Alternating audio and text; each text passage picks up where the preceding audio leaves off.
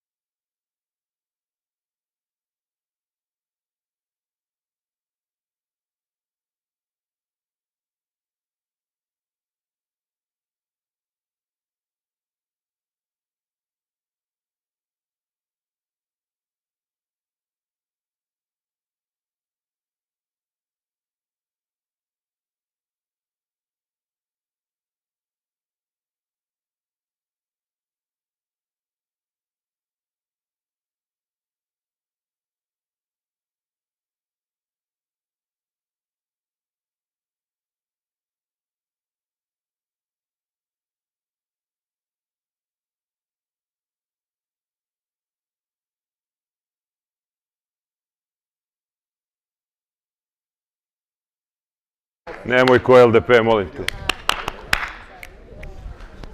Okay, shall we? No. That's how it looks like in this partnership. Okay, so welcome for the day 2.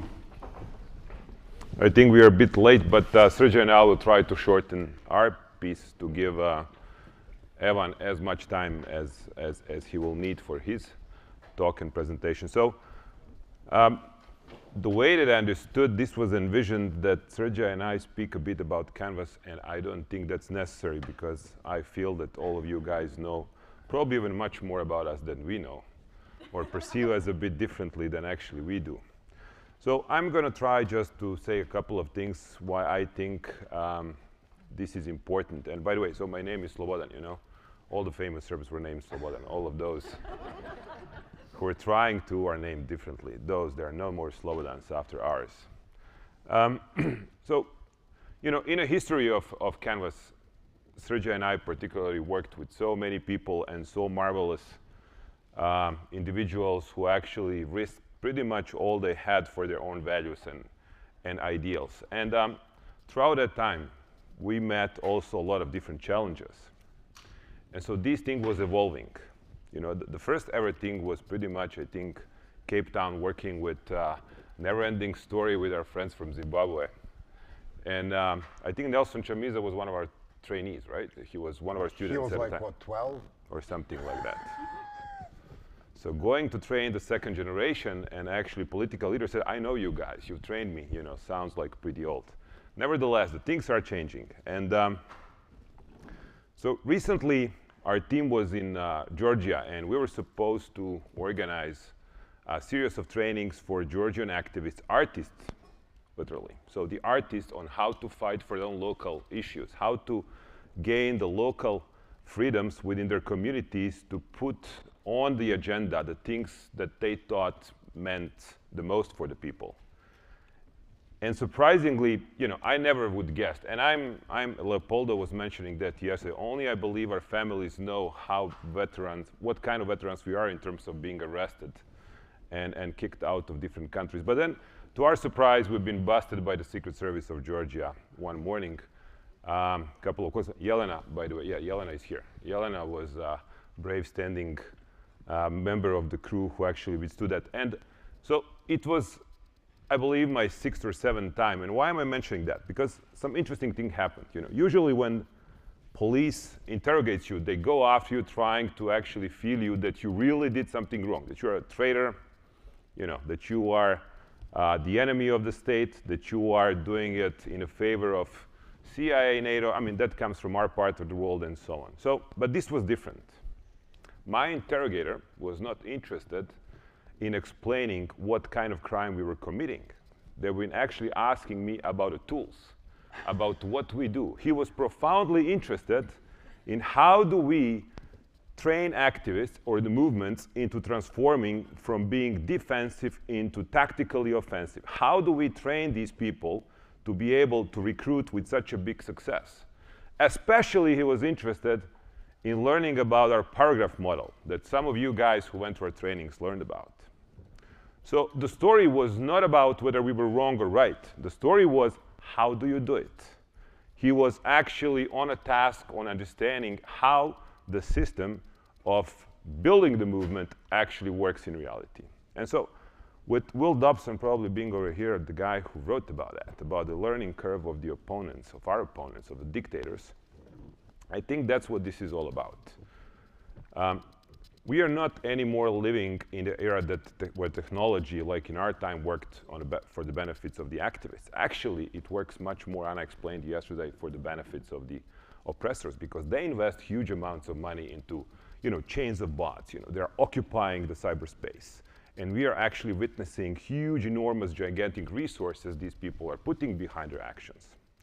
Second of all, we are not going against the opponents, which are ideologically 100% against us, or what we stand for. We are facing opponents with successful financial models. So what we are going against, it's not the same like Serbia 90s and going after Milosevic's government that was corrupt, bankrupted, ideologically, old, despised. We are going against the models which are really challenging. So the belief that people who've been into this with us, and we are not the people that started. We had the privilege of being trained by Bob Helvey. We worked with Dr. Ackerman, who spent his life and a big part of resources on educating, bringing academics together. We actually witnessed a lot of things in academia where people try to put this on the top places of the agenda for the researchers to research the issue. So the problem is, what do we do further? How do we improve ourselves? How do we actually win additional skills that will prevail? And that is about Canvas. That is about the necessity that we felt we need when about 5 years ago we discussed the potential of organizing such a thing. I think first it was due to COVID in a digital form. But in reality, we need these events. We need these kind of things to improve our own skills. And the sole Canvas message and the vision or the mission is skills before conditions. What we can learn, what we can develop will be good enough to prevail any kind of conditions that we face. And that is the purpose of this event. The purpose is how do we develop further our models to be able to predict? How do we actually become instrumental in not allowing those that we fight against to even gain the foothold of the power? How do we mobilize and organize our horizontal negotiation into building the vast coalitions that will not allow even this to happen? Are we really happy with international forums, guys, that we can put these people in front, that we can judge them or determine whether they're acceptable or not? Are existing ones okay or not? And that's what People Power Academy, or what Canvas was trying to do, started with. So we thought we need to bring all of those that are involved together. Let's bring the story of movements before anything else. And that's my biggest, if I may say, frustration, because when we start meeting different donors, friends of ours, and when we discuss the issues of potential threats and working against those threats, I mean, what are the instruments that we can fight with against those, if not movements? So what can grow as fast in terms of mobilization? What can bring values as we need, what else than movements? And so this is the story of those. This is the story of you. This is how do we grow? How do we make our coalitions bigger? How do we learn, innovate, and get our skills in front of any conditions we meet? And so that's how it started. And that was the idea behind this event. So, Sergio. Thank you, Slobo. Do I sit or I stand? You should stand and listen. That will be the bigger torture. First of all, I'll start with some thank yous. Thank you all for being here. It means the world to us. Thanks to Steve Parks, who for 4 years is navigating pretty complicated labyrinths of UVA Academy to make this happen here. And thanks to his marvelous students. I want applause for these people in orange shirt. They knew it happened.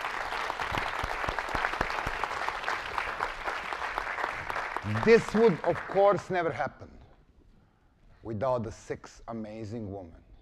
So I would really like you to give a big round of applause to Breza, Jelena, Milica, Ana. So 2 Jelenas and 2 Ana. A Gina ništa. Oh, yes, and Gina. Yes. And the volunteers. The volunteers, yes, all of them.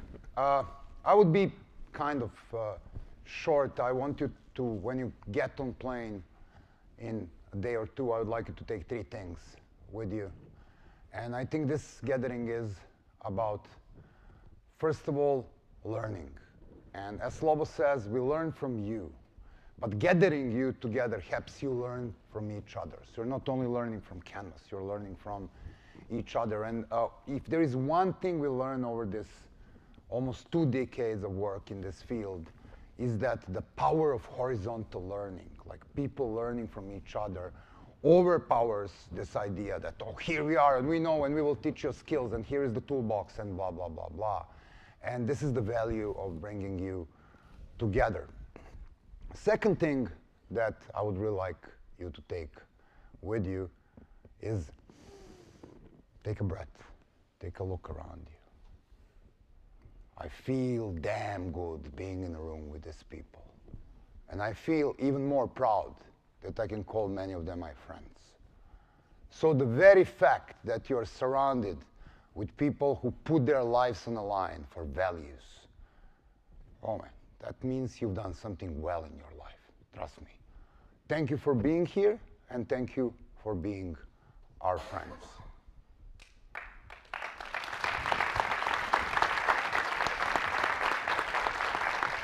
Lastly, and a completely unrelated thing, this thing is about cars. How many of you have a car? What happens when your car breaks? You take it to the mechanic. You take it to the garage. And there is a very wise man called Thor Halvorsen that I love to quote. Every time we speak about Putin, he says the Putin is a garage for autocrats. You need money to run the campaign in France, you go to Putin. You need mercenaries to, cutter the revolt in Sudan, you go to Putin. You need a propaganda tools, here comes the Russia today. You need somebody to stop the resolution in UN, oh, here is Lavrov raising hand and putting on his veto. What we learned throughout these 3 days is that we don't have garage for democracy.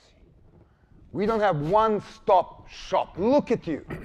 You need money. You need to navigate the labyrinths of, donor community. You need support. You need to navigate the governments, bureaucracy in EU, in US. You need to learn. You need to find the damn Serbian map and go to Canvas. When the heck will you fight against the dictators if you spend all of this time seeking for the garage? Idea behind this academy, and this is where we try to marry bright people from academia with great practitioners from the field, gather them all together under the banner of Canvas and UVA, is to build a long-term place where you can feel together, where you can learn together, but where you can find answers together. I don't know how this is going to work, but we don't aim to stop here. We will build bigger and better through the years to come. Once again, thank you for being there, and you can always count on Canvas.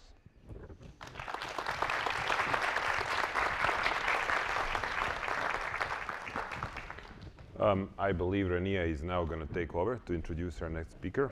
Yes, well, good morning. I never want to speak after Serja. Whatever I say, it looks very and sounds very insignificant. I told you, Breza, I should speak first and then Serja. Wow. All right, good morning, tribe. Today we'll delve in day 2, where we will explore the intersections of technology and disinformation, a topic that is really timely and crucial for activists, given that our heavy reliance on technology. So, technology, as we all know, plays a dual role in activism. On one hand, it serves as a powerful tool for mobilization against oppressions, allowing individuals to connect, organize, and amplify our voices like never before. And it also allows us to connect with other activists and other movements in different countries. So we're not in silos, and we're learning from each other as well. It's a lifeline for activists around the world. One example is cryptocurrency, and what it offers, the mean it offers of financial funds beyond the reach of oppressive regimes, or funds for humanitarian aid in cases of complete state failure, like the case of my country, Sudan. We are in a war now, and we're using cryptocurrency as a lifeline, ways of receiving funds in and do humanitarian aid on the ground. On another hand, it's also weaponized for profiling and targeting, for surveillance and trolling, fake news, posing significant challenges to those fighting for freedom and justice. It is a double-edged sword. Disinformation poses a significant threat to democracy worldwide, manifesting in various forms such as manipulation of elections, manipulating the perception of people and the public opinions. Government and authoritarian regimes are mastering these tools now. They're actually investing generously on tools like artificial intelligence, and they're developing their skills. They learned that media landscape is the new battlefield. And in today's interconnected world, conflicts are not only fought on the battlefield, but primarily in the media landscape. Winning and controlling the narrative became more important than ever before. And as we all know, who wins the narratives win the battle. There is much more to talk about on this subject, like the fact that majority of social media platforms are owned by individuals and corporations, and basically owned by the greedy individuals and greedy corporations. And this is definitely impacting the work we do on the ground. These platforms have become grounds for spread of false and manipulation, and unfortunately, bad actors seems to be far ahead of the good ones on this battlefield. So today, we will delve into the topic of technology, disinformation, and activism, exploring its potential for both empowerment and exploitations as well. Before I invite the first speaker, I would want to remind us of some housekeeping rules. One, we need to be on time for all the scheduled activity. Thank you. Two is, please keep an open mind when people are sharing views, that we're coming from different backgrounds and everybody has a lot to offer and share. So keep a very open mind, interacting with everyone in the room. Respect privacy before taking pictures. Ensure that people in the pictures are comfortable being in the picture. One. Two, don't post pictures on social media before checking with everybody in the picture. If you need any assistance, the amazing, dedicated volunteers and teams are here to help. So reach out to anybody in orange t-shirts, and they will be more than happy to help and assist you. And last, engage on social media. There are hashtags. I keep on talking about the hashtags, but they're never on the screen. They will be on the screen. Yeah, here are the hashtags. Use the hashtags and engage on social media. Cool. Now I will invite the first speaker to the stage, Mr. Ivan Mawarire. Am I paying for your dinner or no? Oh yeah, because we had a bet. If I mispronounce his last name, I will pay for dinner. I'm glad this is not happening. Okay, from an online video from his kitchen, Mr. Ivan was talking about the symbolism behind the flag, the Zimbabwean flag, versus the government acts.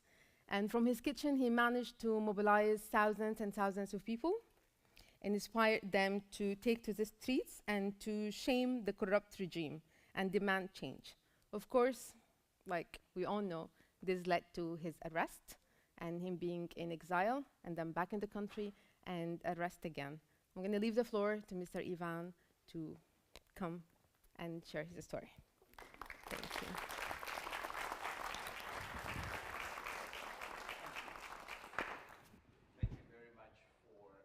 Introduction. I want to thank Serja and Slobo and the team at Canvas. The work you guys do is invaluable. Thank you for committing yourselves to helping people figure out how they can fight for their own freedom and how they can find their own voice. That's really important work. I'm going to tell you the story of the most unexpected voices and people that moved the needle of freedom and democracy in Zimbabwe. And I'll tell you how we did it. I'll tell you what we experienced. And I'll tell you some of the results that we found. In 2016, I know that Serja and Rania said it was from my kitchen. I wish it was from my kitchen. I was not allowed to be in the kitchen for one main reason, is that every time I cooked, I prepared what we call in Christian circles burnt offerings. But in 2016, I sat in my small church office. I'm a pastor, for those of you that do not know.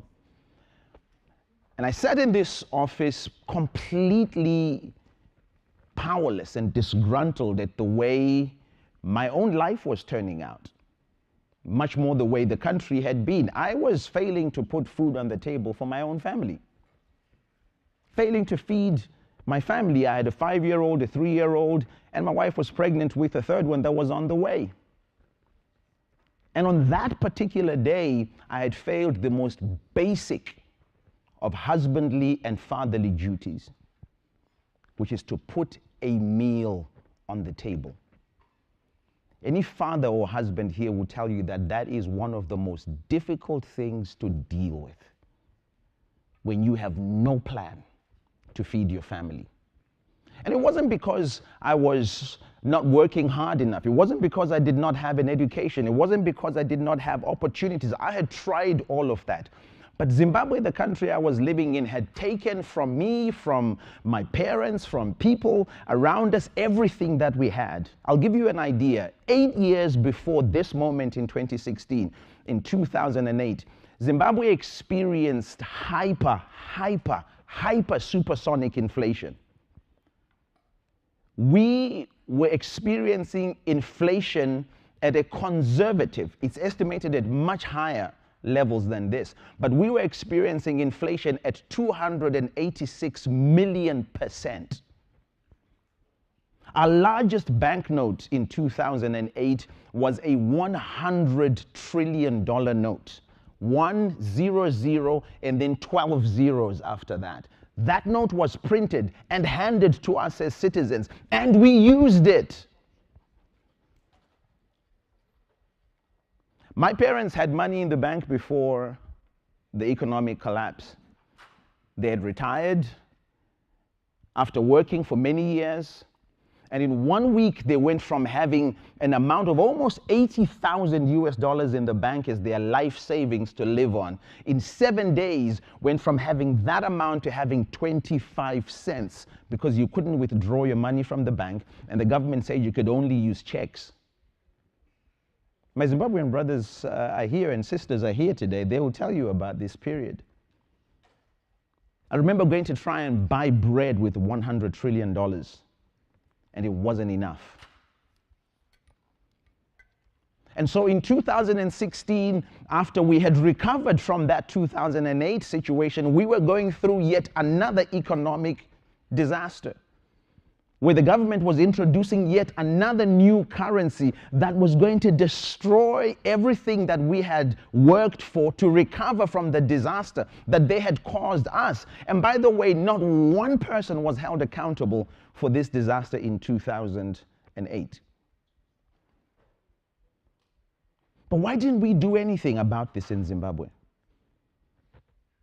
Why didn't we, for the years that the dictator Robert Mugabe, who was responsible for this as the leader of the country, why did we do nothing about it? I'll tell you why.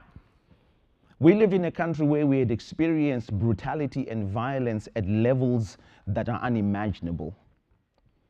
We had watched in the early 80s Robert Mugabe murder thousands of people in the south of our country in a region called Matebeleland, where he killed and murdered people just because he thought that they were trying to kick him out of power or they were trying to mobilize against him. And yet all they were doing was living their lives, and they were part of a political party which was allowed in Zimbabwe. And he murdered men and women from their homes using the military in the early 80s. As we went through much of the 90s, we experienced this violence again. We experienced elections being stolen. And so Zimbabweans learned to be quiet and to stay away from involvement in politics or any talk concerning democracy because it was dangerous. That same year of 2008, Robert Mugabe lost the election. For the first time, he lost it clearly. He had lost it before, but 2008 was a clear loss. And the leader of the opposition, Morgan Tsvangirai, he's late now, won that election. Robert Mugabe just simply refused to go. Imagine losing an election. Imagine everyone going to vote and voting someone out, and the person sits back and says, I lost the election, but I'm not going. Imagine the hopelessness. And then the retribution. Robert Mugabe unleashed violence that year that is difficult to comprehend. One of the things that he did was to go into communities that voted against him and give them a choice of punishment. It was something called long sleeve, short sleeve. It is where you're given a choice where your arm is chopped off either at the elbow or at the wrist, to remind you that the next time you vote correctly. There were so many things that happened that people knew about. And so speaking up to challenge Robert Mugabe was something that we did not do as second nature. In fact, it was second nature to steer away from challenging the regime. But 2016, I'm sitting in my office, and it's different for me from 2008 because now I'm a parent, now I'm a father. And the same destruction that came for my grandfather, who went to the War of Liberation with the generation of Robert Mugabe, the same destruction that took away his dreams, the same destruction that took away my father's dreams, the same destruction that has taken away my dreams was about to take away the dreams of my children as well. And I had to make a choice. Do I speak up or do I stay quiet? So I propped up my phone against my Bible in my small church office, and I grabbed the Zimbabwe flag, which I kept in my office. And I remember thinking about how this flag had a meaning. When I was in primary school, they would teach us about what the colors of the Zimbabwe flag mean. They taught us in primary school. You remember that, Nasima? You remember that? You remember that, Frank? They told us, what does it mean? The green represented our agricultural backbone, the pride of our economy. The yellow represents the rich minerals that we have in Zimbabwe, the gold, the chrome, the silver, the diamonds, the platinum, everything. We have it in Zimbabwe. The red represented the blood that was shed for the liberation of Zimbabwe. The black represents the black majority, people who could not vote under colonialism and now have the chance to participate in our country. And yet at that moment, every single thing, everything that this flag stood for was now a lie. By 2016, there was no more farming in Zimbabwe. We were producing nothing. We had to import food. We had been called the bread basket of Southern Africa. In 2016, by then, we had been called multiple times the basket case of Africa. The minerals, we don't know who they gave it to. We don't know who benefits from those. In 2015, Robert Mugabe, at 92 years old, made an announcement. I don't know how he made that announcement, but he suddenly said that $15 billion worth of diamond revenue had gone missing from the treasury, and he didn't know who took it. $15 billion for an economy that's only $4 billion, the size of that economy. $15 billion would go a long way, if you ask me. The red, the people who went to war to fight for freedom, I don't know that they would be happy with the way Zimbabwe was, because what they fought for, we certainly didn't have. The black majority, the people who could participate in their nation, we were the poorest, still, under our own leaders. And so in that video, that's what I spoke about. I was upset, but I was very, very, very clear that if we wanted to see any change, if we wanted this flag to mean anything, it was going to take all of us. It was going to take each of us to stand up and speak up. And it was folly for any of us to think the change would come from anywhere else except from ourselves. And so I put that little video out, and it went viral in ways that I did not imagine.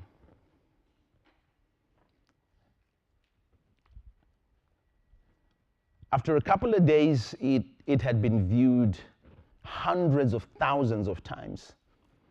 It was the most any video I had put out had ever been viewed. I was a pastor for a small church of about 35 people. And of those 35 people, remember, 3 of them were from my own house. In fact, 4, because we counted the one that was still in mommy's tummy.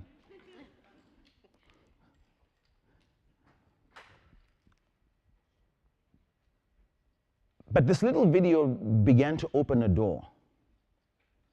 People began to talk. People began to say things like, this is the kind of voice we need. This is the kind of action that we need as citizens. And we began to talk more and more. And it was all happening on Facebook and on Twitter. And we began to discuss and talk about, so how do we move things forward? What does this mean? I remember actually the first day when it went viral, I tried to backtrack out of this and I tried to get out of it. And a friend of mine who was a PR expert came to my office and I was scared. And I said, this thing has gone viral. I'm scared. I'm getting threats on Facebook. I don't know what to do. And he said to me, it's so easy. Why don't we go ahead and record a video in which you make clear what you were not trying to say. You were not trying to challenge the president. You're not speaking bad of the, of the government. You're just saying that there are problems in the country that need to be fixed, so let's make a second video. So we did make a second video.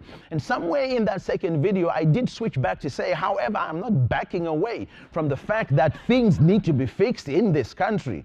That video went even more viral than the first one. To which this friend of mine then said to me, hey, this is real easy. I am a communications expert. We can fix this. Let's make a third video. But 5 videos later, we discovered this was not going away. And every time we made a video, it seemed to grow even more. So we leaned into it rather than out. Didn't have a plan, had never been trained, had never been involved in politics or in civic society. But we just decided, let's just go with our gut. And so for 25 days, I committed myself to making 1 video a day, 3 minutes long, talking about why every single person in Zimbabwe needed to speak truth to power. Why it was important that we find our voice to speak the kind of future that we want, but more importantly, to hold the people who had destroyed our country accountable. That was in April of 2016. By June of 2016, we were speaking to millions of people just on social media.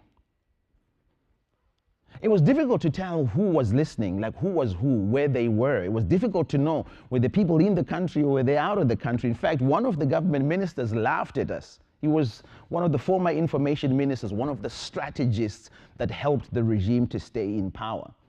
And he understood social media, so he was the first to respond to us via social media. His name was Jonathan Moyo. Some of my Zimbabwean friends will know the character. And he said that these are people in the diaspora. Zimbabweans have got no time to be making videos and watching videos on Facebook because they're trying to live their lives, so pay no attention to this attention-seeking pastor. In fact, he called my videos a fart in the corridors of power. It was the funniest thing. And I remember responding to him. I said to him, Honorable Minister, the fart is going to stink and stink and stink.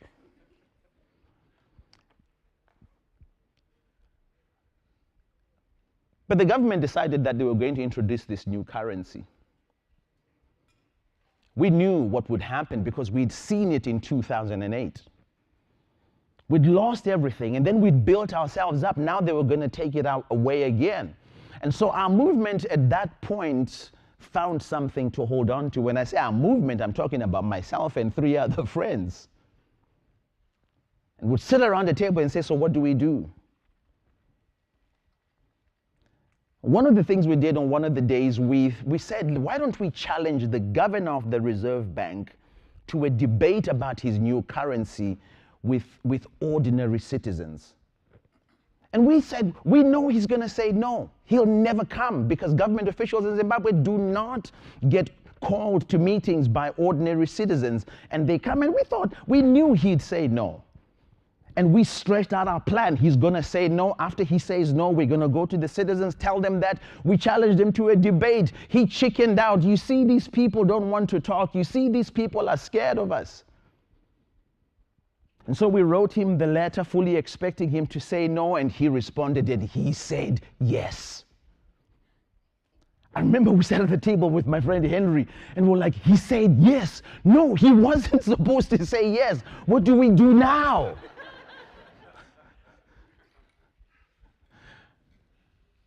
And we went ahead with this debate. We set it up.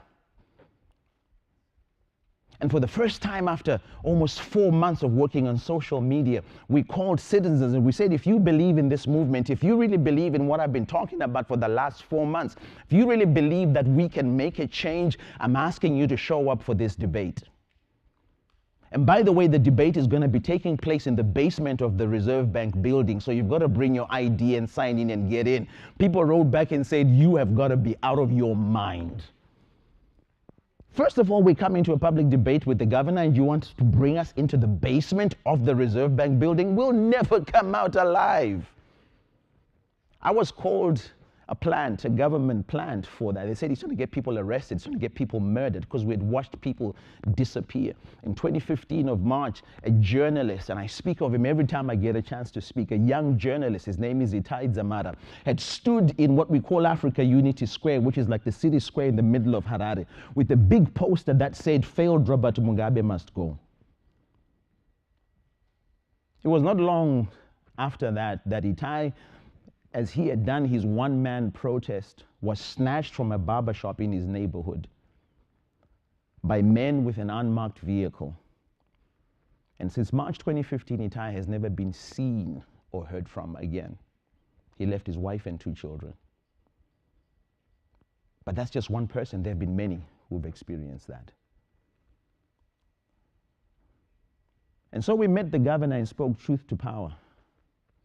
But that moment represented for us the first time that our movement had gone from being online to being on the ground.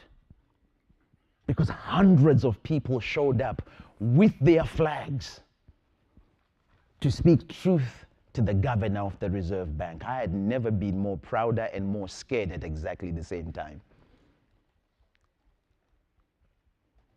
But it's the first time that we went from what I like to call from tweets to streets, where we crystallized and we said it's not just about being online, because we can shout all we want on social media, but at some point we have to start putting faces to the cause. We have to start putting names behind the things that we believe in, because activism doesn't work when you're hiding. Maybe for a season, but at some point you're gonna have to show up. From that journey, the government even still decided they were still going to go ahead with the introduction of this new currency. And so we had to also raise the stakes. July came and we were frustrated because our debate had gone so well, and yet the government was not budging. So what do we do now? Well, if people are listening, if we have been effective in our communication, then we must now ask people to show up in mass. And the plan was, how do we do this? Because in Zimbabwe, it is illegal to protest. You're not allowed to protest the government unless you get permission from the government, which is the dumbest idea. And so we thought to ourselves, how do we get people to protest? How do we get people to overcome their fear? People who have seen years of violence, years of brutality, years of their election stolen, years of being demoralized. How do you get people who are afraid and who are scared to participate? You do it one action at a time. You find ways to get people involved in ways that are comfortable, but ways that are meaningful. We had begun most of our actions on social media. I mean, besides doing the videos, one of the actions we asked people to do was to simply take a picture of themselves holding the Zimbabwe flag or draping the Zimbabwe flag over their shoulder. That's all we did. And said, just do that, just do that. Take a picture, post it online, you're done. Hundreds of thousands of people did that. I remember when the hashtag #ThisFlag was trending, it was just incredible to watch. And every time we did an action, people would always ask us the question, what next? What next? And our response was always, we don't know. Because we didn't. We didn't know. We were not pretending like we were experts. We were just ordinary citizens trying to get our voice out.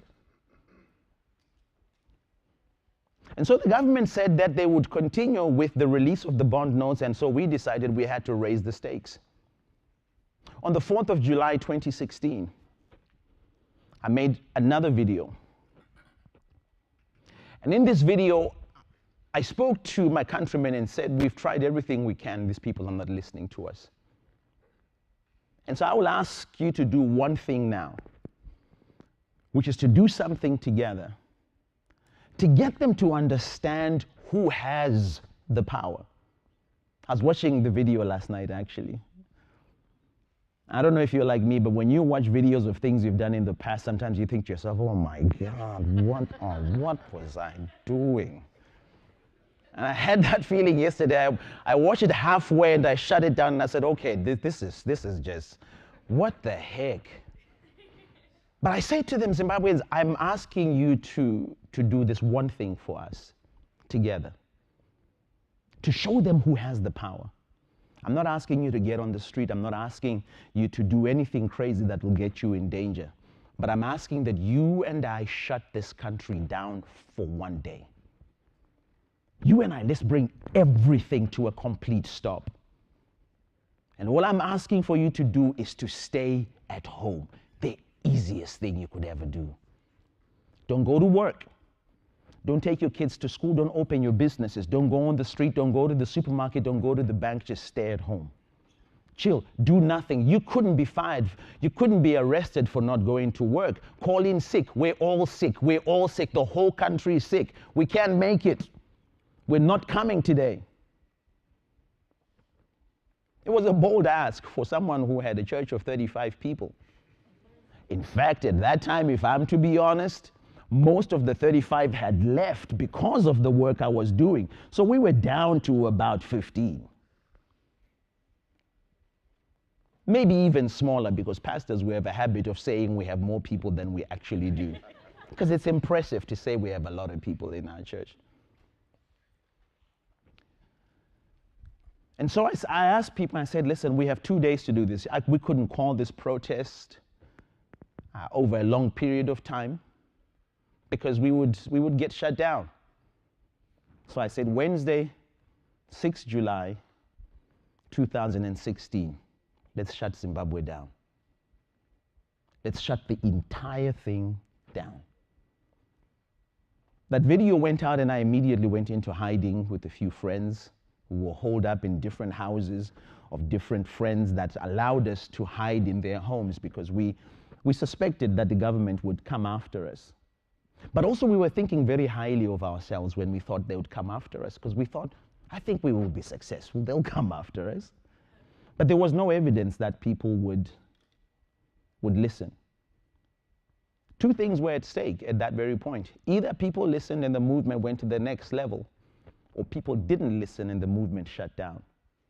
Because when actions fail in movements, any of you who've led protests or movements or campaigns know this, that moment when it flops, it affects the entire movement. It affects the attitude of what's happening in the movement. But this was make or break. We couldn't back away from it. The 6th of July 2016 came. And I still can't believe it. I remember walking out of the house and we drove out in a car that had blacked out windows for us to have a look. In the city of Harare where we are, the entire city came to a complete standstill. There were no people in the streets. The banks were not open. The supermarkets were not open. The whole thing was completely shut down. We found out it was happening in other cities as well. And by my estimation, maybe about 6, maybe 9 million people participated in this. Unbelievable.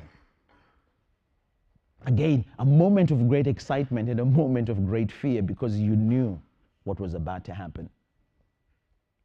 Within 2 days, the police were looking for me.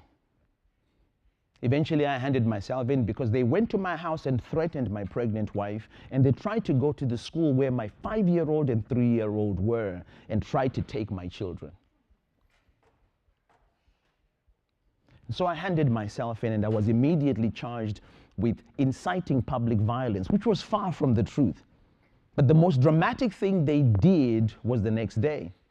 I spent 2 days in prison in the jail at Harare Central Police Station.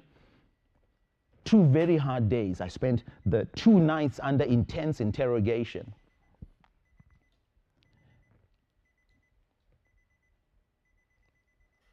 But it was the next day that an amazing thing happened. As I was being taken to court, they decided to escalate the charge to attempting to overthrow a constitutionally elected government.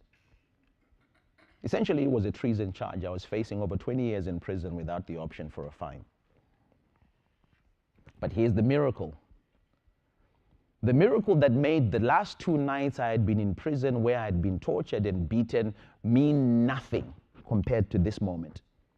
The police officer who was taking me to court came through to my cell and said to me, "We are delayed because a group of about 100 people with flags have gathered at the courts where you are to be brought, and they are singing and praying, and they are demanding your release. But we will send the riot police to remove them."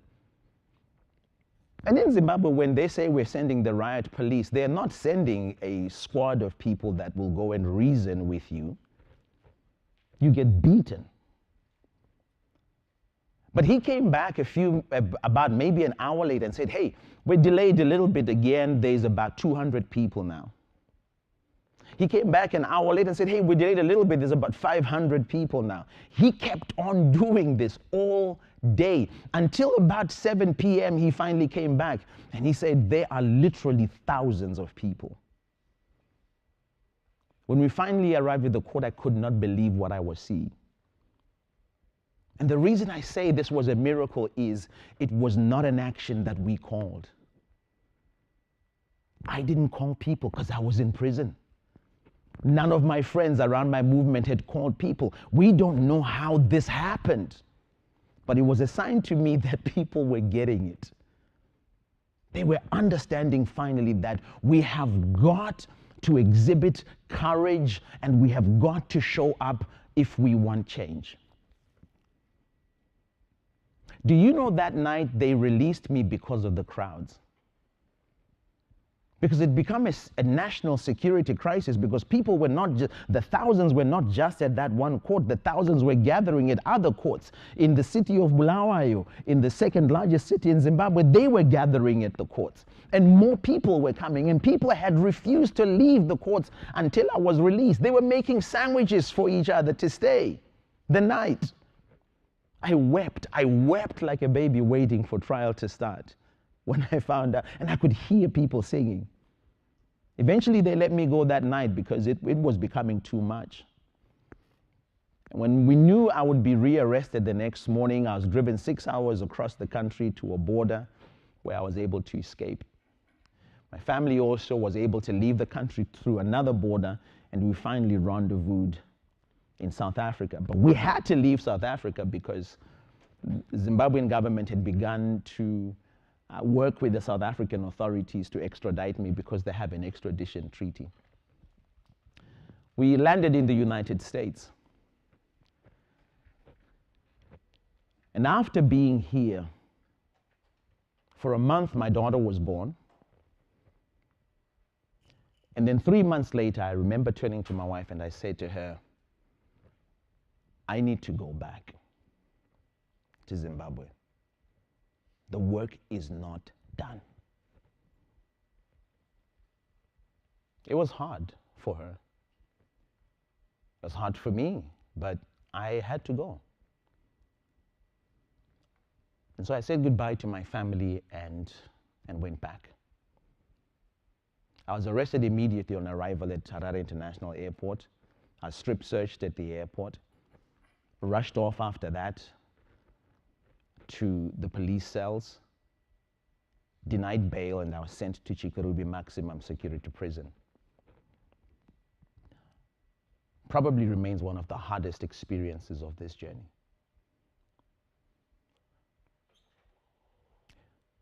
But we carried on, and I'm going to end my talk now.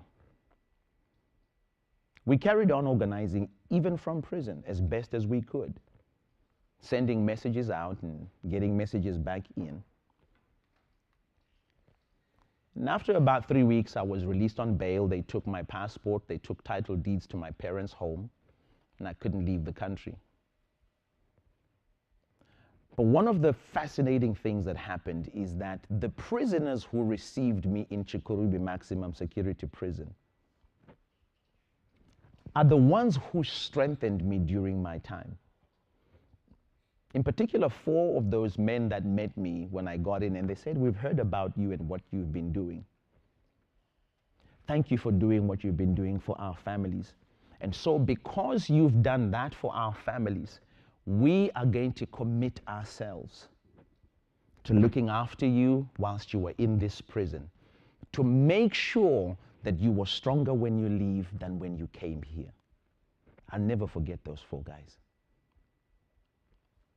And for sure, after I left, I was arrested 6 more times with pleasure, because those 4 guys had taught me the value of the work that I was doing. I'm going to stop there because the journey continues. After Robert Mugabe left office and we were part of mobilizing for him to leave office, it was exciting. After he left office, another dictator took over.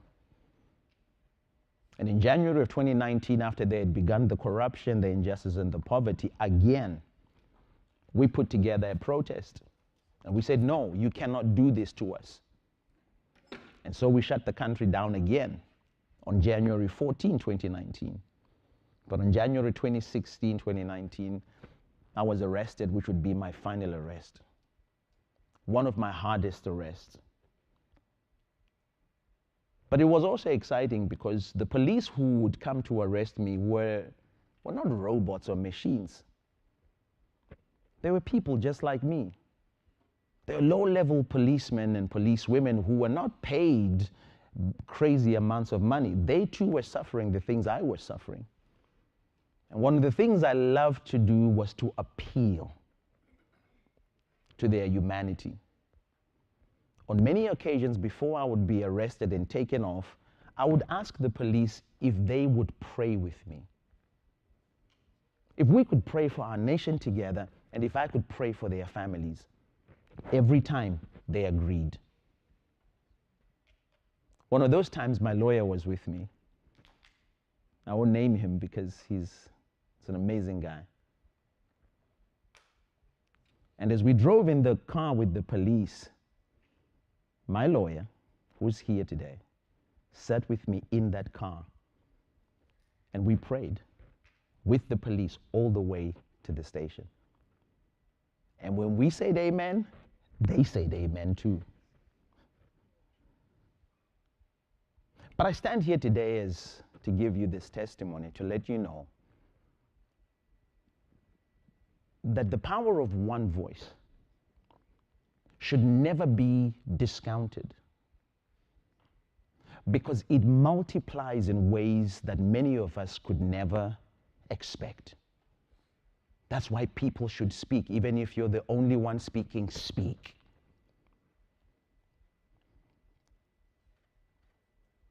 When I finally came back to my family after a year of prosecution and persecution,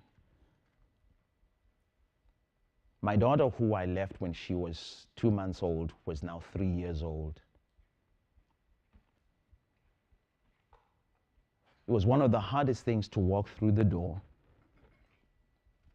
and see my kids and have them ask the question, "Are you daddy?" But I say this to let you know that it was not a low point. It was an exciting point for me. Because whilst I'd been away for 3 years, I did something that is a legacy for those children, number one. But secondly, I was back home. They are people who did far less than I did, who did not come back home to their families. And I got that chance to come home and tell the story. That's why I keep fighting.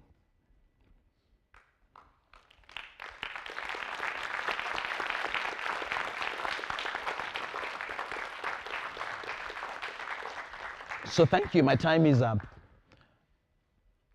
Thank you for being believers in freedom. Thank you for those of you who are on the front lines. Thank you for doing what you do. Thank you for the hits you take.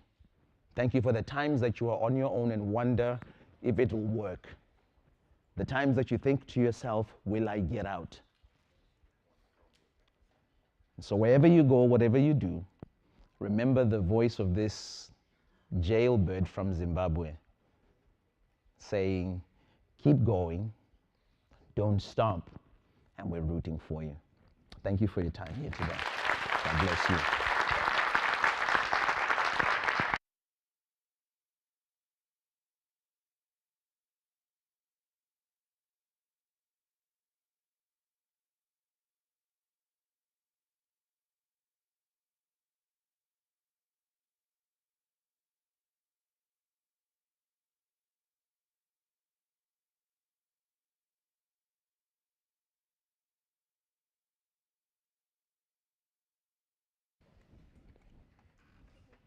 Hey. The slides aren't going to match. They're not.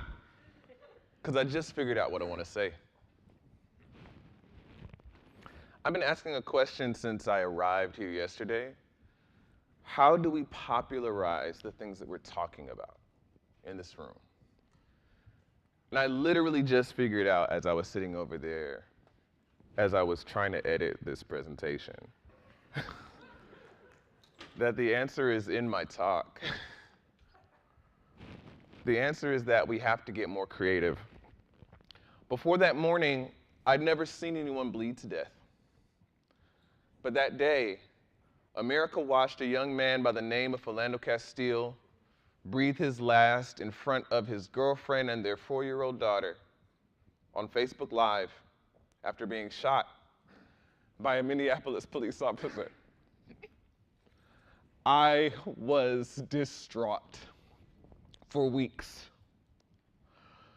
with this feeling of powerlessness that led into a deep depression that I knew I needed to confront, but I didn't know anything. I didn't understand what people meant when they said systemic racism. I didn't understand anything about nonviolent struggle. And so eventually I made 3 commitments to myself: that I would study everything I can about systemic racism. I would learn everything I can about people who have successfully confronted it. And I would find some way to invest my body in the struggle for social progress. Within weeks, I found myself lugging a 100-pound boulder around with me everywhere I went in Los Angeles to show people this is what it feels like to be black in an anti-black world. And what I didn't expect was that people wouldn't just think I was crazy. People got it. Within a few months, I was like at the front lines of Black Lives Matter in LA, and people were following me because they saw me lug that boulder around. I started studying voraciously anything I could find about revolution and nonviolent struggle. And what I found in all of these stories was a principle of power that gave me so much hope, and you all know about it. But the story from World War II in the winter of 1943 stuck out to me from all of this reading, where these ordinary women, actually, no, the Nazi Party abducted all of these Jewish men, and their wives went to rescue them. Without arms, they just confronted the Nazis who were holding their husbands, and that protest grew into the hundreds until the Nazis turned their guns on them and say, if you don't disperse, we're gonna fire on you. And that only incenses the crowd more, so they start chanting murderers, and the Nazis give their husbands back. Well, it illustrates a principle of power that you all are familiar with, but I like to get creative in how I teach. So we're going to play a game. I tell people, Martin Luther King once said that power is the ability to achieve a purpose. So we play Simon Says. If you don't know the game, it's very simple. You just do what Simon says. We're going to play right now. Simon says snap 3 times. Simon says say your first name. Okay, Simon says stand up and pull your pants down. The name of the game is Simon Says. All you have to do is what Simon says. Simon says stand up and pull your pants down. The name of the game is Simon Says. I do this with audiences, and then I ask them, if power is the ability to achieve a purpose, who has the power in the game? And most people get it, that the game stops working if you stop playing. And so this is what my life is about. In my singing, in my writing, in my speaking, is trying to get creative to help people understand that they are tomorrow makers. Like I said, the slides will not match. We passed by one of the things that I tell people all the time, that history is not a story that's happening to us. It's one that we're writing together, either through our collective action or even through our passivity. I tell people, you know that you have the power to write new chapters in history because every time you think of something terrible in history happening, you ask, where were the good people? Why didn't they intervene? Why did they keep playing the game? So you know that if you were to stop doing what Simon says, if you were to disobey, that chapter in history would have been different. And so what I want to say to you is that if you're not already, I believe that our job is to rid the world of the lie of our powerlessness and to tell people that you are already tomorrow makers. Even if you do nothing, that inactivity becomes a part of the story. And I hope that you will get creative. Thank you.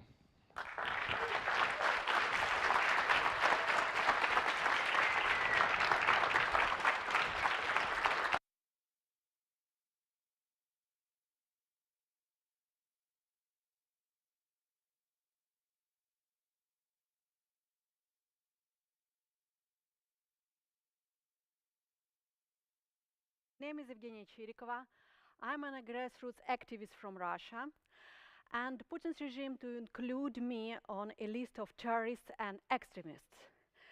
And a couple of days ago, I get information that Russian court to arrested me in Ablanche on Russia. And today, I want to share with you my successful story.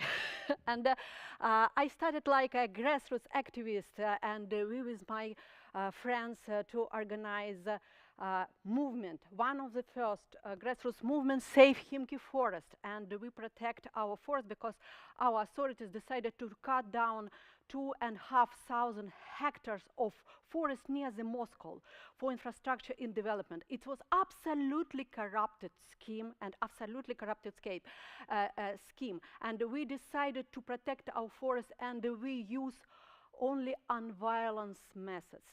Demonstration, pickets, and we organize ecological camp, and we live on the forest day and night during 2 years. But authorities to answer for our protest with violence. And you can observe our colleague, independent journalist Mikhail Beketov. And he disseminated information about corrupted scheme, about corrupted project, and he explains that it's absolutely impossible according to the Russian legislation to cut down this forest. And Russian authorities, Putin's regime, to organize brutal attack against this independent journalist, and he became absolutely disabled person. But we continue our protest because we realized we have absolutely unique experience because we were a first who say no for discussing decision of authorities. And during the time, we with my colleague from Khimki Forest decided to demand on fair elections.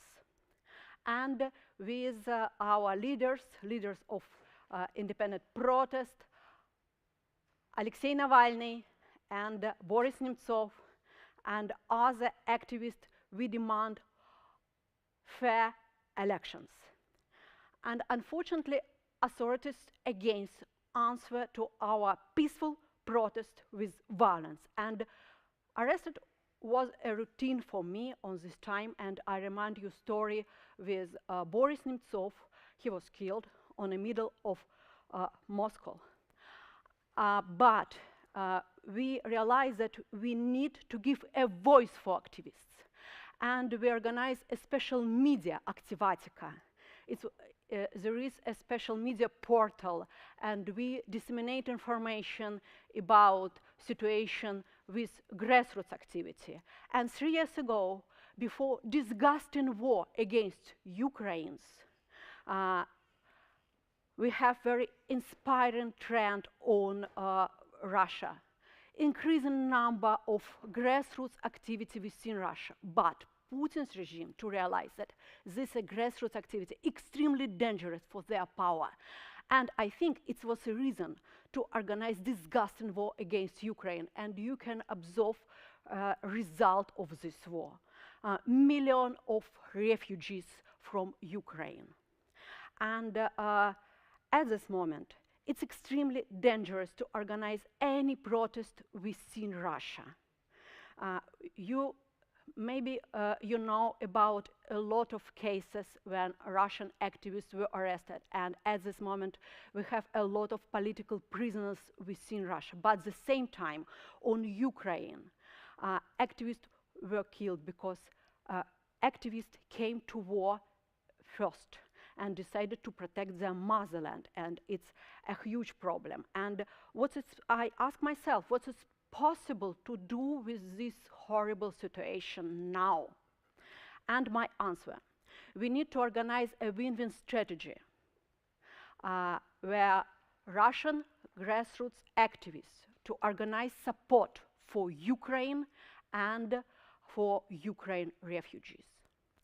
And I remind you situation with Ukraine refugees.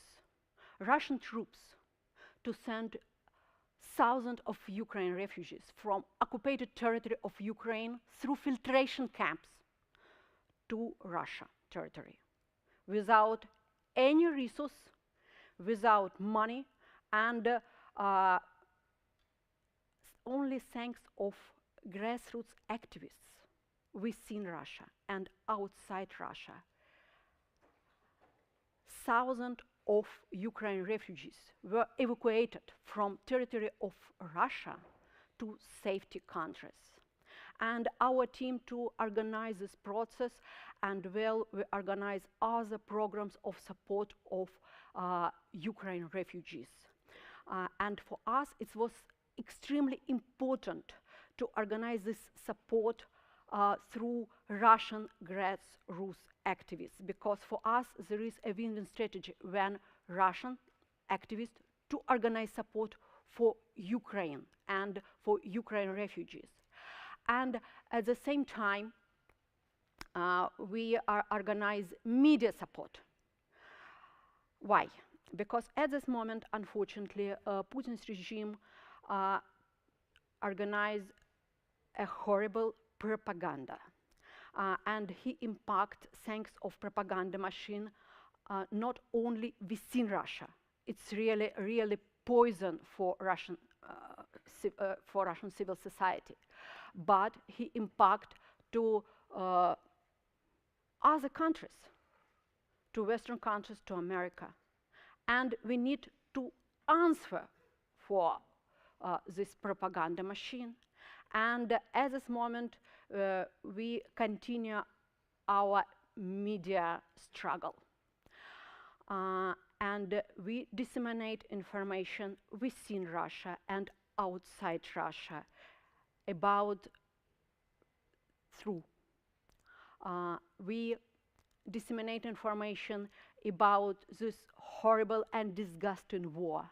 And we disseminate information about situation with victims of this disgusting war. And of course, we disseminate information about grassroots activists who organize struggle against Putin's regime. And I want to share with you good news, because on March, a reach of our audience of Activatica was 38 millions. And I think it's extremely important for us, because for us, this media portal, there are tools. And at this moment, we organize a complex support. We organize support for political prisoners on prisons within Russia. We organize support for Ukraine refugees, and we support initiative of Russian grassroots activists to support Ukraine and Ukraine refugees. And at the same time, we continue anti-propaganda campaign. And I think that thanks of this solidarity, it's possible to stop this disgusting war. Only thanks of solidarity within Russia and outside Russia, it's possible to answer equal for Putin's regime. And I think that at this moment, it's extremely important to continue to support Ukraine's struggle. And it's extremely important to support independent media initiative.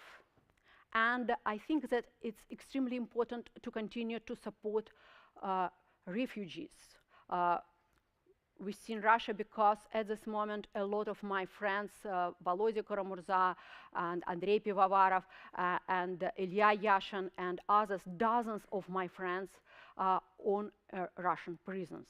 And it's really possible to support them on prisons. And I think that it's extremely important to continue to support Russian grassroots activists. At this moment, unfortunately, it's really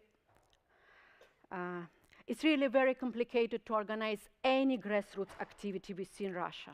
But it's possible to continue our activity outside Russia, because I think that at this moment we have a lot of grassroots activists from Russia who escape from Russia. And at this moment, Russian grassroots activists continue their struggle outside Russia. And it's extremely important to organize support for these groups who support Ukraine. Because thanks of this support and thanks of this process, it's possible to keep our activist skills. And I believe then in moment when Putin's regime collapses, thanks of these grassroots activists, we organize a normal democracy Russia. And I believe that thanks of solidarity, we return to Russia and organize a normal, peaceful country. And I hope that our activity to support of Ukraine to help us to organize a normal collaboration between Ukraine civil society and Russian civil society on the future. And at this moment, I want to say thank you so much for the organizer of this event, because for me, it's really very good opportunity to remind you about problem with Ukraine refugees. And I want to share with you, maybe it will be interesting for you, because at this moment we support a project of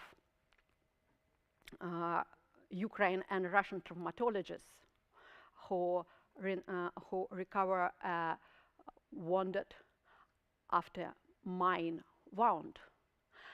And if you want to support this initiative, because at this moment we have a big problem with Ukraine wounded people, and a lot of people on Ukraine to lost their arms and legs.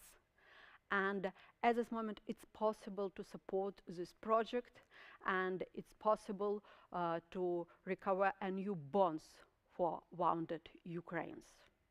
And if you want, you can organize donation for this project, and it's really help. It will be really impact to support of Ukraine now. And thank you so much for your attention.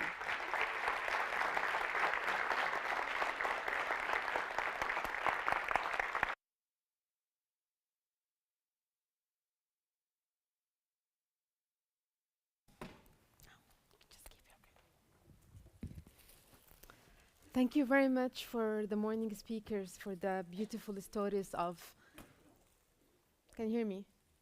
Okay. For sharing these beautiful stories of resilience and hope and the active work you're doing in your fight for freedom and democracy. I'm definitely very inspired. I'm sure everybody in the room is also inspired. A few announcements before we break to a well-deserved coffee break. On our way out, there is an exhibition of posters of political prisoners. Would like to thank Tatiana Osmanova for organizing this. And I would also want to invite you to stand in ovation, 1 minute of respect to the late Russian political prisoner, Navalny. So stand up and I'll keep time.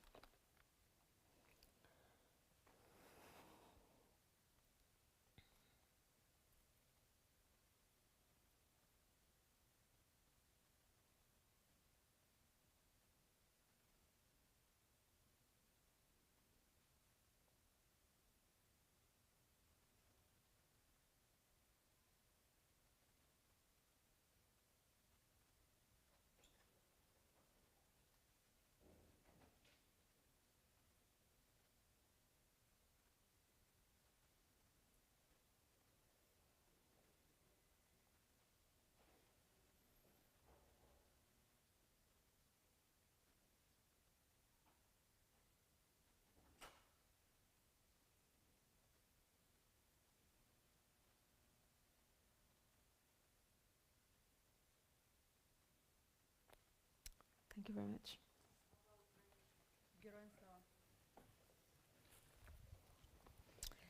Okay, before we break to the coffee, the organizers have a number of surprises, bonuses, not listed on the agenda. There are 2 tables outside. One table is the announcement and the launch of Tactics for Change website. It's a collaboration between Canvas and University of Penn State University. This website is a new website. You will explore creative tactics, dilemma actions, and leftism. You can scroll down, and what's also most important is you can add your story. There are 400 cases of dilemma actions and creative activism, and the database belongs to you. You can add to that database as well. Visit the table, scroll through the website, and explore it. The second thing, there is an amazing initiative from University of Virginia where the students are offering their services to volunteer in any of the projects you're working on. So go to the table, talk to the students, and explore this initiative. And at last, don't forget that Yola still have that table for you to write postcards to the political prisoners in Belarus. And the last announcement, the venue for tonight's concert, Andrea and Rami's concert, has changed. We're no longer going to be at the church. It will move to the city center. Good news is you have access to bars in the city center. That's it. We can break for half an hour for the coffee break. Please make sure to be back here at 11:15.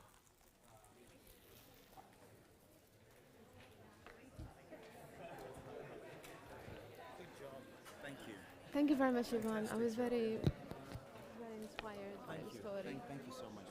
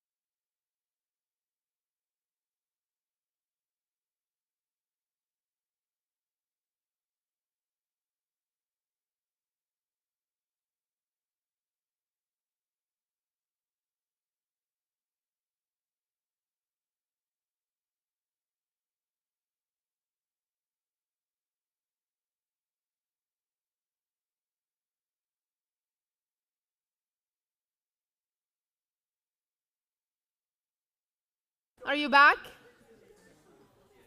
Okay.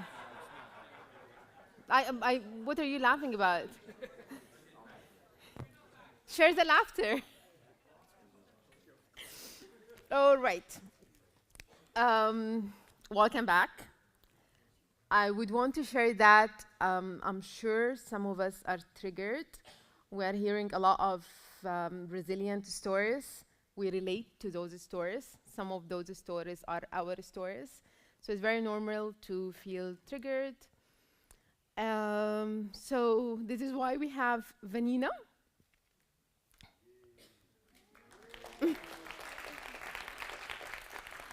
So if you feel that you need to talk to someone to just share and regulate and come back centered, or just if you feel you need to talk, Vanina is a psychologist and a psychosocial therapist, and she's happy to help.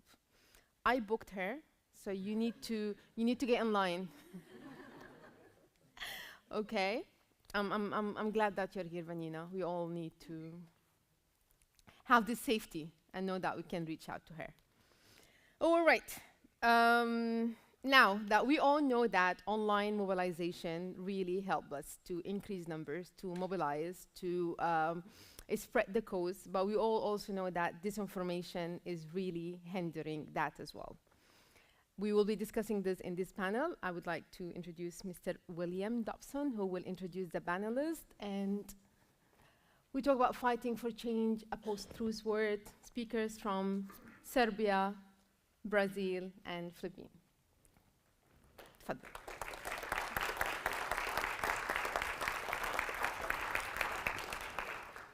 Thank you very much. It's a real pleasure to be here today. Probably almost a year ago or something, Serja called me and said, I'm going to be having this thing. There's the Academy. You're going to be there.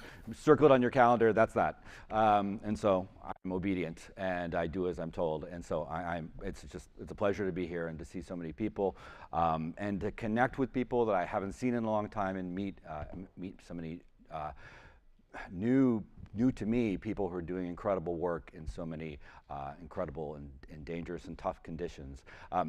As you just heard, this next panel, Fighting for Change in a Post-Truth World, I think it builds very nicely on conversations from yesterday and today, but it has a bit of a twist to it, that part about that post-truth world. It's no shock to anyone in this room the challenges and difficulties that one can face in trying to build a movement. And that's not a secret.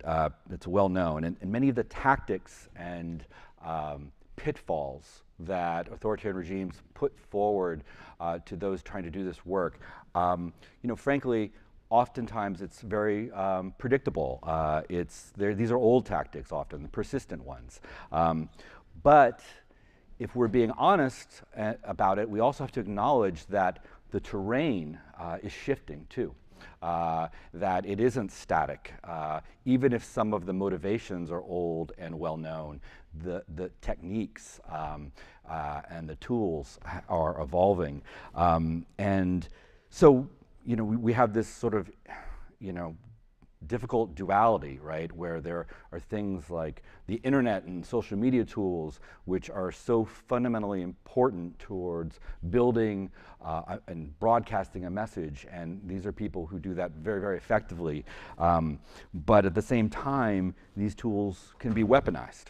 These tools are available to the bad guys too, except for now that work, that weaponization can be augmented by things like mass surveillance, or deep fakes, or the abuse of AI. And these are things that in the stream of events are still relatively new, if we're thinking about this from a broader perspective. And then, and for me, most fundamentally, I think it comes down to, what does it mean to fight for change when truth and the very basic facts of everyday life are under constant assault. That is maybe the most fundamental thing at work here, is that even sort of the agreed knowns that we think we have between us can be contested, distorted, twisted, and we see that regularly. And so fortunately, we have these people here with us today. We have three incredible activists who can help us navigate some of these questions. And so the way this is going to work is we're going to hear from each of them for 7 minutes or so. They're going to tell us their story and a little bit about their work, far better than I can. And then we'll open that up to conversation. We'll talk, and eventually we'll also open it up to all the incredible questions I know that we'll get from you. And so, I don't want to take any more time from hearing from you. So, but first we're going to hear from Marina Pavlik from Serbia, and she'll tell us a little bit about how she does what she does. Sure. Hello, everyone. When I was 7, a dictator became a president in Serbia. So in just a few years, he started a war with neighbors. We were under sanctions. It was a mess, but it was the only reality that I had. And for me, it was normal to have refugees kids every day in the school. It was normal to wait in the line to buy bread and milk. It was normal to buy fuel in a plastic Coca-Cola bottles. And I remember I was always thinking, is fuel red, green, or yellow? Because it had so many colors. What was not normal for me as a child was seeing my parents who were frustrated all the time, talking about the politics all the time, and the only time I could feel their relief was actually the time when they were coming back from the street protests. So I wanted to go there, and at first I was too young to go, but when I was 5th grade of my primary school, I was finally old enough to go every day after school with my whistle, and I felt like I'm doing something for the great, great cause. And after 10 years of that, as you know, we did a street revolution in Serbia. And that day was really scary for me. Thousands of police, a lot of tear gas. And at some point, I was in front of National Assembly. And I saw the crowd going inside of the building. And I was, yeah, we won. I was 16. And in another second, I saw the same guys, some of them, going out from the building, stealing chairs and tables. And I had this feeling in my stomach. I was like, is this something I was fighting for every day after school? And this feeling in my stomach was following me for so many years after that. When I was studying philosophy, I was reading books and thinking about the reality, how it should be. And then you close the book, and again, you're in Serbia. And I remember one day I went on one workshop, and I was introduced with Marshall Gant's methodology, professor from Harvard Kennedy School. And for the first time, I met some people who are fighting for something, not against. And I found a tool that can help us how to fight in Serbia. So for 10 years, I was growing as a community organizer. But again, after 10 years, I felt this feeling in my stomach. Something was missing. And I realized that if you are doing community or organizing work on the ground, if you tackle only small pieces of the puzzle, it's not enough. So with my friend, I started the organization, now movement, 4 years ago. We launched on March 2020, COVID started then, best time to launch the organization. And in just a few years, like now, we are leading one of the biggest movements in Serbia. We have around 10% of population in our mailing base. We have so many people on social media work. And yeah, what we did in the meantime, we were fighting for so many different topics. One of the main topics was fighting against lithium mining. That's a huge one in Serbia. And we started that with petition launching. It was 300,000 people signing that petition, but that was not enough, as you know. So we started creative tactics, everything, but that was not enough. And one day, we realized that Rio Tinto is paying a huge amount of money for advertisement on our public media. And we don't have access to our public media because everything is corrupted. So we decided to ask our citizens to pay small donations for 30 seconds of advertisement against Rio Tinto multinational campaign. And of course, they didn't give us permission to play it on public TV. So we played it in front of the building. We organized the protest, played 30 seconds of advertisement against, and in only 24 hours, more than 1 million people saw that advertisement. At the same time, Vučić, today we have that president, he announced that next week he will adopt 2 laws that are going into the favor of Rio Tinto. So the series of protests started day by day, and the one that we organized on Wednesday, day before he was adopting that law, we said if he adopts that law, we will organize a huge blockades of highways on Saturday for 1 hour, and if he adopts the second law, we will keep doing that week by week, every Saturday for 1 hour more each week. And it was not done before in Serbia, so we didn't know what to expect. Of course, he adopted the law the day after. So we needed to organize people. So we said, if we come from one place all together, they will stop us. So we need to be in small teams, like find several people, tell us where you're going to go. We will put that on the map, and we will hope for the best. So on Saturday, we said, people told us that we're going to be arrested. We knew that. And our small team, it was 10 of us on one spot. We saw 40 policemen coming, and they surrounded us, like 40 policemen around 10 of us. And I was like, okay, we are done. This is it.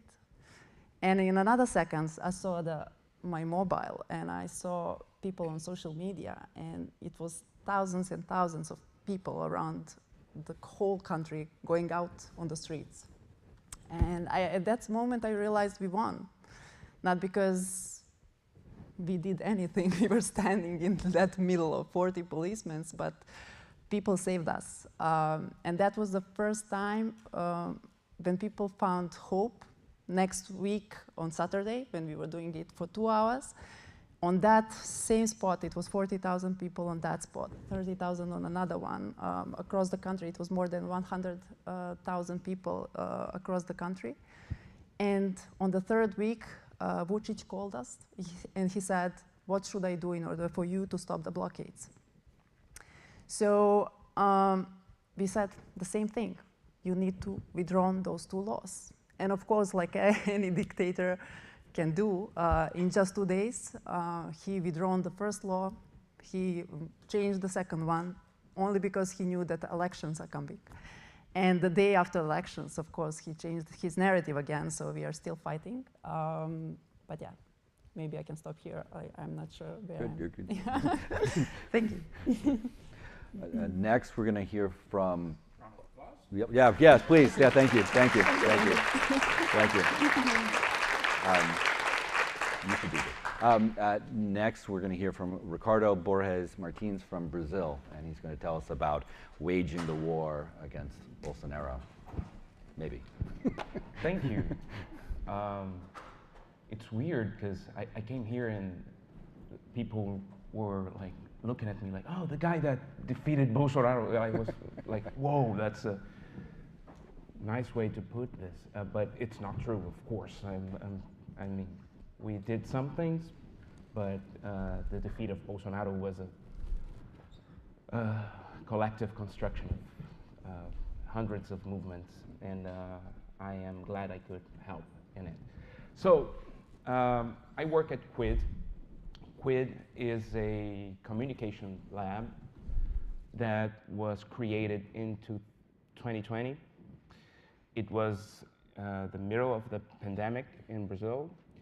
Bolsonaro was the president, and he was like rallying people to protest against the Supreme Court during the pandemics, and rallying people to protest against the usage of masks, and to protest against vaccines. And well, you know a bit of the story. And for us, it was like the rehearsal of a coup that he would later effectively attempt.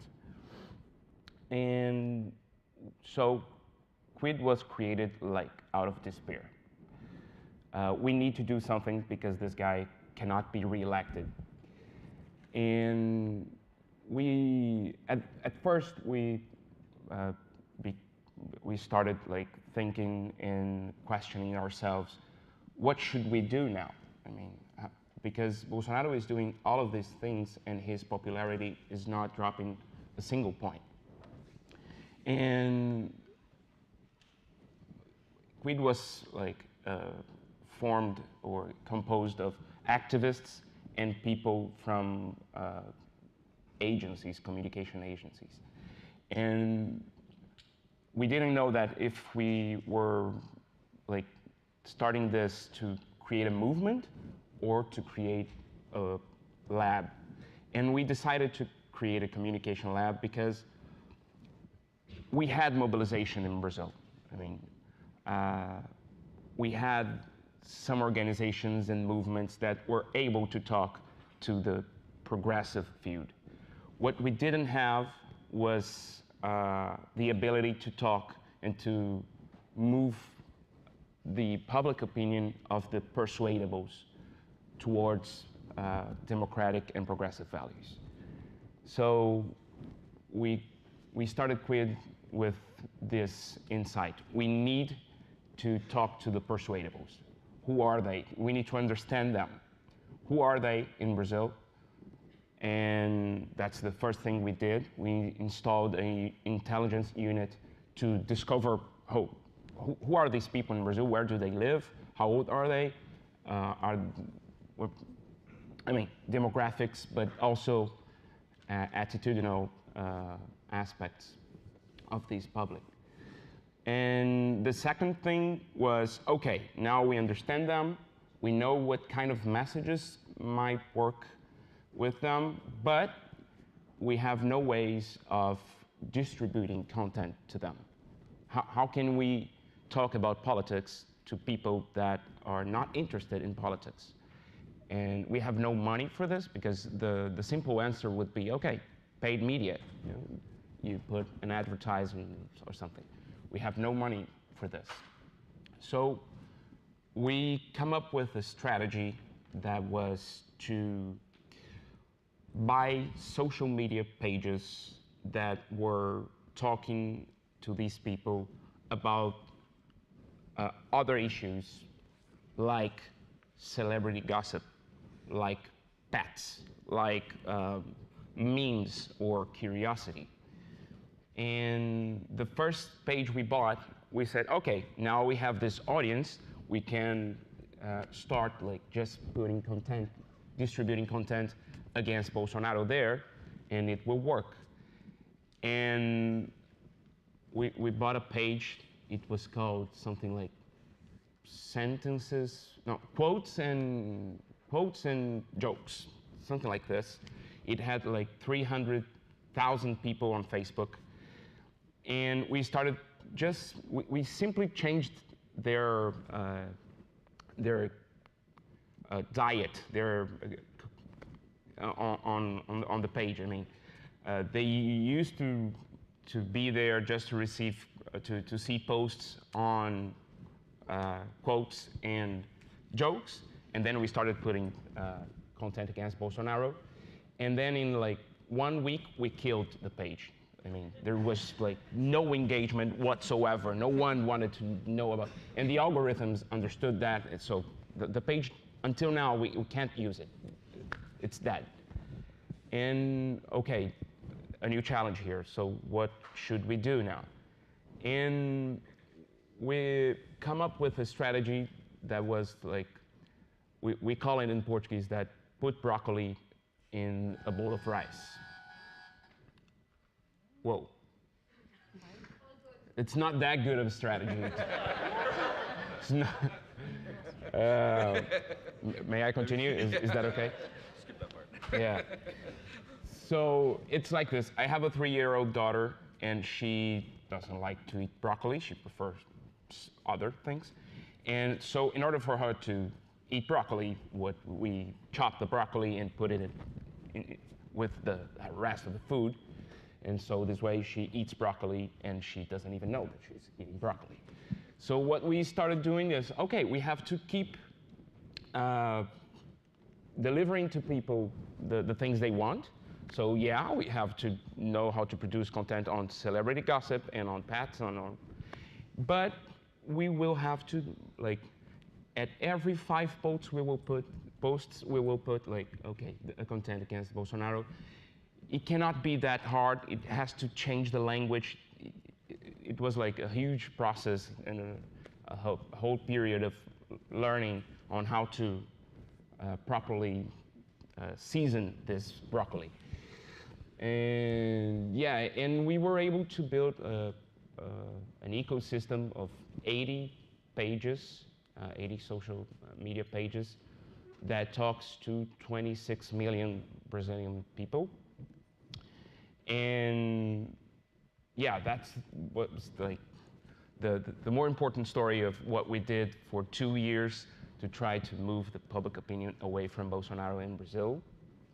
And the other thing we did was, okay, we do that. This is always on communication, but there are moments in which we can use campaigning and activism as we know how to do it. So we need to have this progressive audience for ourselves too. And we created this campaigning, but most part of the content that we shared with these audiences were the contents that we knew that worked for the persuadables.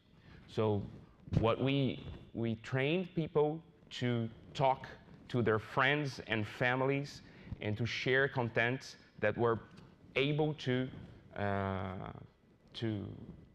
move people away from Bolsonaro. Yeah. Yeah, so that's basically what we did in 7 minutes, but I can talk more. Thank you.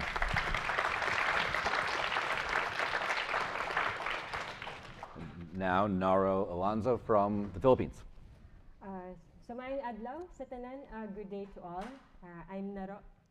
I'm an activist from the Philippines, and my journey in activism started in one of the most ironic places in the world, or at least for me, in an ironic city in the Philippines, which is Davao City, which is the stronghold of Rodrigo Duterte. And so the tagline of our city is "Life is here," and it is ironic because it is also where there's one of the highest cases of extrajudicial killings, and yet life is here.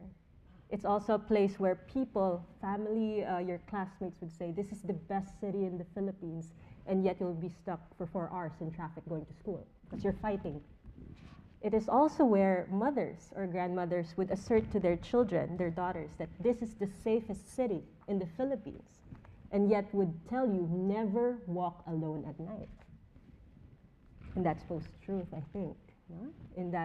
And this is where the story starts. In Davao City, I started as a crisis responder. I provide psychological first aid every time there's a typhoon, which is a lot. Every time there's a natural disaster, landslides in different areas in Mindanao. So I would always say that my activism I grew up in evacuation centers. And there, I follow when giving psychological first aid, there's a model that was taught to us, and this is look, listen, and link.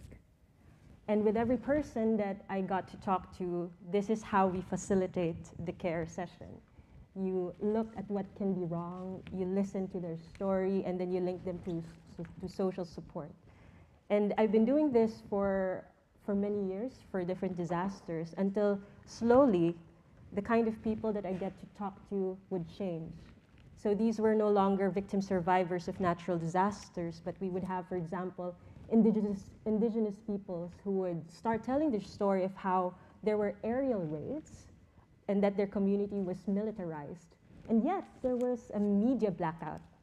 So you won't see any information on Google of whatever happened to them. And then it will shift towards farmers who will be talking about starvation, who conducted a protest in Mindanao just to receive some rice because of the El Nino, they couldn't grow their rice, and who were openly fired by the police in that area. And you have all of these different stories that I feel became my awakening in activism. And then over the years, this led to what we did in 3 years ago, wherein we formalized a collective called Caring for Activists. And this was actually a form of resistance against the signing of the anti-terror law by the then President Rodrigo Duterte, which has been and continues to be used as a means of weaponizing and criminalizing dissent. And this comes hand in hand with another strategy employed by the government, which is red tagging. And if you meet any Filipino, they would talk about red tagging, and I'll tell you a bit about it. And in red tagging, there's this systematic defamation, and I think we've heard from a lot of activists who encounter this. There's this systematic defamation, sometimes character assassination, a smearing campaign that is persistent, prolonged, and day-to-day. And one of my roles here is sitting beside someone, sitting beside activists who would receive, for example, multiple charges, not only receiving designations, for example, of terrorism, that you're a terrorist, but also if you are, for example, a teacher to indigenous communities, you will also receive charges such as child trafficking, kidnapping.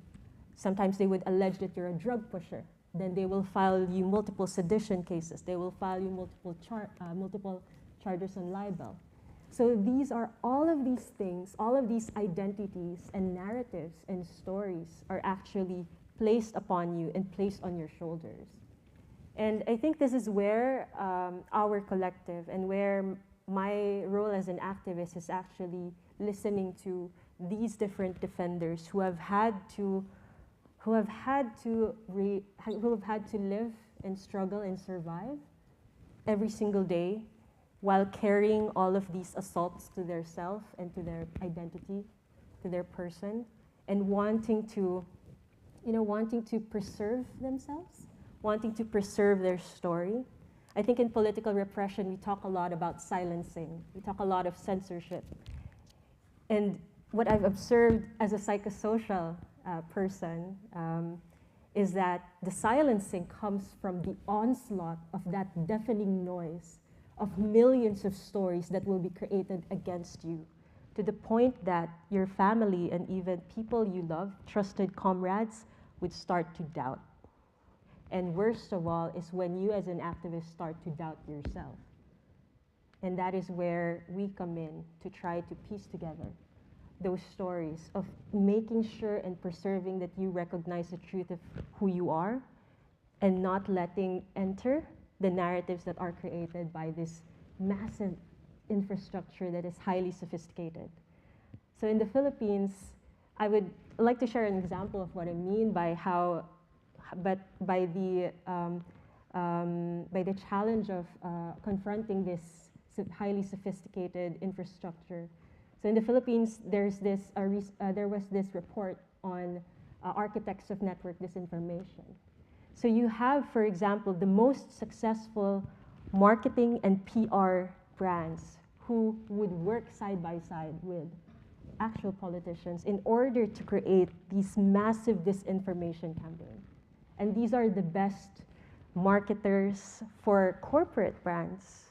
And then it runs all the way along up to Filipinos who are ordinary citizens, who are very moved and swayed and who are really passionate towards, the news that are being shared. So we confront that massive system of disinformation that has been weaponized to and included in that red tagging. And you're creating that kind of politically repressive climate wherein you experience red tagging and activism is also stigmatized. And I think this is, so where does the change, where does the fight come in? I think in this, at least in my personal capacity, what we do is actually simply standing by with every activist supporting them. Those who have experienced red tagging, for example, allowing them that process of reclaiming their own story, reclaiming their own narrative, and reclaiming their truth. So I think that's my introduction. Thank you. I really like the way that a number of you sort of gave us an insight of sort of how you got into this work. I mean, I think a lot of times it sort of finds you, right? You didn't plan one day, this is what I'm gonna, let me take on one of the hardest jobs in the world. You know, that's not like a thing that you're like, most people just sort of gravitate towards. And people often sort of, you know, they might be called accidental activists. You know, it sort of, it evolved. And it also therefore probably isn't often sort of what you might have expected it would be when you started going down that path. When you think about, and this is really a question for any and all of you, when you think about the work you're engaged in now, I mean, you're up against tough opponents. These are hard problems. But what is the sort of hardest thing that you feel like you come up against again and again? Like, what would you say that looks like?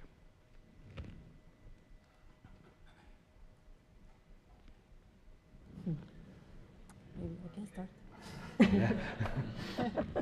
For me, the hardest one is when people don't believe. I know when we were fighting, for example, for one small green area to become a park, because there was an investor who was just taking that land and just one day came with the papers that were illegal, of course, but he said, I have it. And we organized neighbors for 1 year to fight back against this park. And we won. At the end, like, the city government needed to give him another place because like we did a huge mess there. But the neighbor who was doing that for 1 year himself, he said like, how did we do it? And he didn't, like, he made that change and he didn't believe that it was on him to do it. So for me, this is the hardest part. Like when people don't believe, then they don't see their power, even when they have it in front of them. Yeah. I can go. I think that the most challenging part of my work is to raise money, right? Because the first insight we had when we began at QUID was that we were fighting against the far right, so we need to understand them and the way they think. And there's this sentence, this quote from Steve Bannon that goes like this: forget about the Democratic Party, the real enemy is the media. And this is how they operate in Brazil and in the rest of the world. They are not competing against, they are mainly competing against media. They are competing against narratives, the power to control narratives on forming public opinion. They, in Brazil at least, I'm talking about my perspective here, they're not worried about Ricardo, the activist that is campaigning for and launching a petition. They are worried that Globo, which is like a huge TV channel in Brazil, a huge communication organization, what Globo is saying. And they are trying to compete with Globo. And to compete with Globo, they need tons and tons of money. That's why they build their own ecosystem of like, okay, there is Netflix that is not progressive, but you won't find far-right content in Netflix. So they create something called Brasil Paralelo, which is like Daily Wire from you. It's the same principle. So they are competing against Globo, you know. And for that, they have like Brasil Paralelo, which is this initiative in Brazil, only on Facebook. spent during Bolsonaro years 3 times more than the federal government on paid media. So the tough part is that my enemy here, my opponent, has tons of money. We don't know where it's coming from, and we are like fighting for grants that are like laughable from their part. So I think there's a symmetry, a lack of symmetry here that is absurd, and we have to convince the philanthropists of the world that are on our side that we need much more money to face those guys.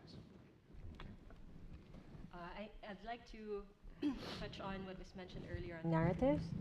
I think for me the hardest part is the level of what I've touched earlier, wherein the level of sophistication of the disinformation network in the Philippines knows so much about its own Filipino people. They know so much. And it's because when we talk about post-truth, there are grains of truth there. And I'll show you an example. So my mother used to be an activist, and she was part of the EDSA revolution who fought against the previous dictator. The same dictator that she is now apologizing for. So now she was saying that it is wrong what she did when she fought for the revolution. And when we were looking at that story, so her story suddenly changed 100% from an inspirational figure who fought against the revolution to now saying that, oh, actually, this is the best president, whose son now is our president.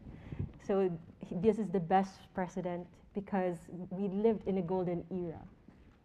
So how do you get someone like my mother to believe and to change her entire life story into suddenly shifting towards this new narrative? And one of those things, for example, is also when, for a Filipino, there is this another myth that they would use, such as the gold. Okay? So I'm talking about gold because my mom always falls in love. All of her boyfriends are treasure hunters. Okay, so in Mindanao, I would live my life sometimes going to the fields in Mindanao because we were looking for gold. The Yamashita gold, perhaps many have heard, the supposed Italiano gold. So we kept on looking for that. My mom kept on looking for it. And the President Marcos would use that myth of having so much wealth that will be shared to the Filipino people. Continue? Okay. So they would use that myth of having so much accumulated wealth that was promised to be shared to the Filipino people. And then when you talk to, for example, a farmer in an evacuation center, and you will tell them, and perhaps, you know, the activists in us would try to ground them and say, you know, what they're promising isn't true. But then they will tell you, if that Italiano gold is not true, then what do I have left to hope for? Ano na naiwan sa akin? What is left if I don't have that? And so that is exactly the kind of success that they have when it comes to manipulating even your belief of hope. And when you deprive the person of hope, that actually leaves them more helpless. And when you talk to, for example, my mother, she would tell me that you know, right now, Nak, we're experiencing prosperity precisely because of President Duterte and President Marcos, to the point that it's easy to gloss over, for example, the record of human rights violation that is an open secret to any Dabawenyo. But we will also say that and have this nationalistic pride in ourselves that we are the safest. And I think that's a challenge, I feel, of the narrative, of how powerful they can grow and how much they know the language of their own people. And how challenging it is, for example, to confront that, especially even in your own family, even in your own family as an activist or as a defender, and at the same time, its importance. So when we talk about liberation, I think that's where it first starts, like when we liberate ourselves and when we liberate our families. Though I'd have to give a disclaimer that until now, it's a hard hard question to even talk about in our family. So we don't talk politics in the household. So it is that strong. And yet, despite the level of oppression, people would say that, you know, actually we feel freer than ever. So there's that normalization. You know, one of the things that sort of strikes me about, I mean, it's easy to look at this playing field, and I'm thinking about like the, you know, disparities in funding, or the size. I mean, getting someone in a neighborhood to believe that he actually has power in the situation.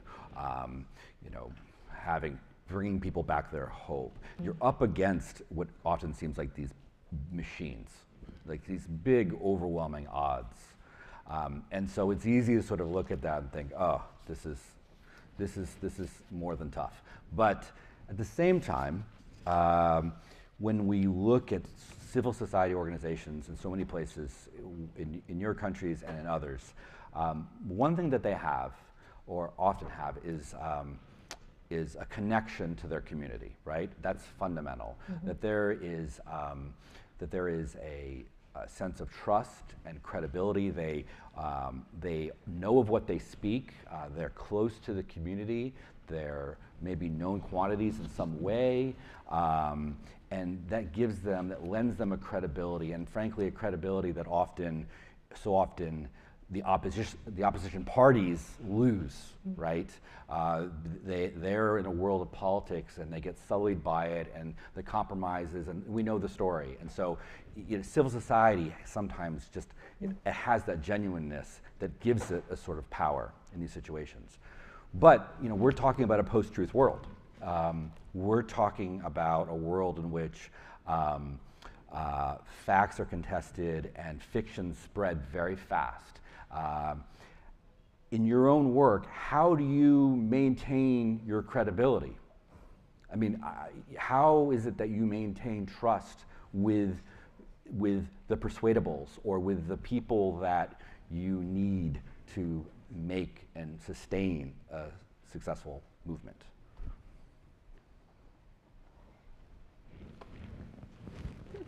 I can go first. So I think it's not that hard, because at least in Serbia, everything is about manipulation. Like for 30, 40 years, like everything is a big lie. And I think this is a huge mechanism of like how they are holding people confused, and like they are then paralyzed to do whatever. So the only thing that we should do is to say what is true.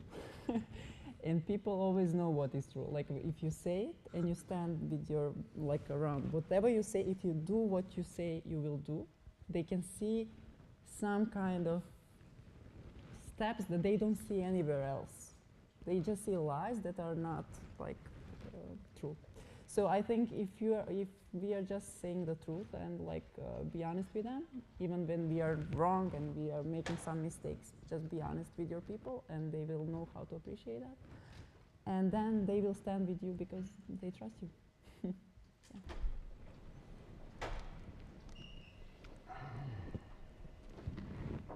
I mean, before Quid, is that working?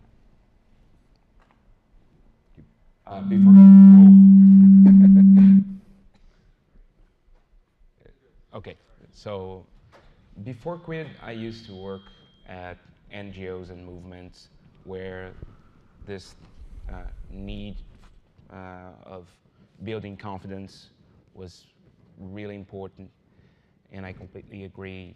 I mean, it's about speaking the truth and being courageous enough to tell the people, to tell your audience.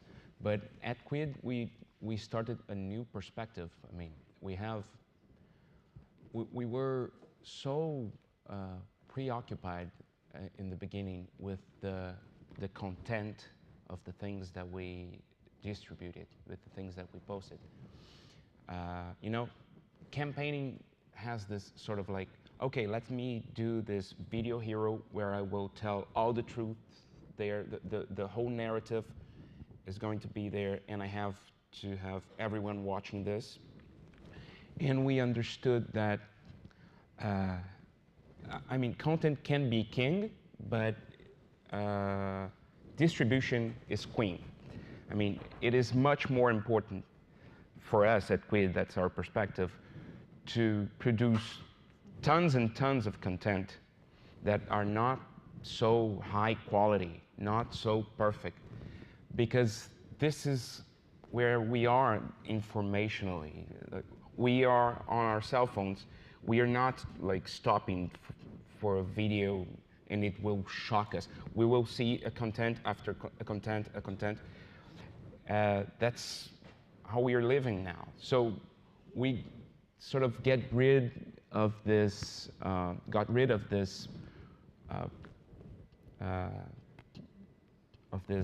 angle, of this mission of building the perfect message. You know, we just started. Go again. If this message didn't work, go to the next one and go to the next one. People won't like won't be hang up on this, you know. And so yeah, my answer is kind of. It's not that. My answer is not answering the question. I mean, it's not about how we build confidence.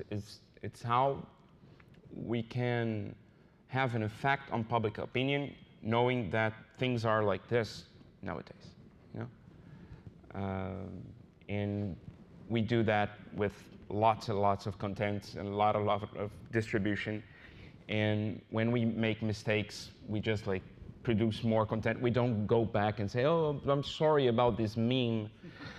I know it contains faulty information." No, we just like go to the next one, go to the next one, trying to get better and trying to be truthful. But yeah, that's you adapted. You adapted to the way we live. Yeah, I don't think this is a good.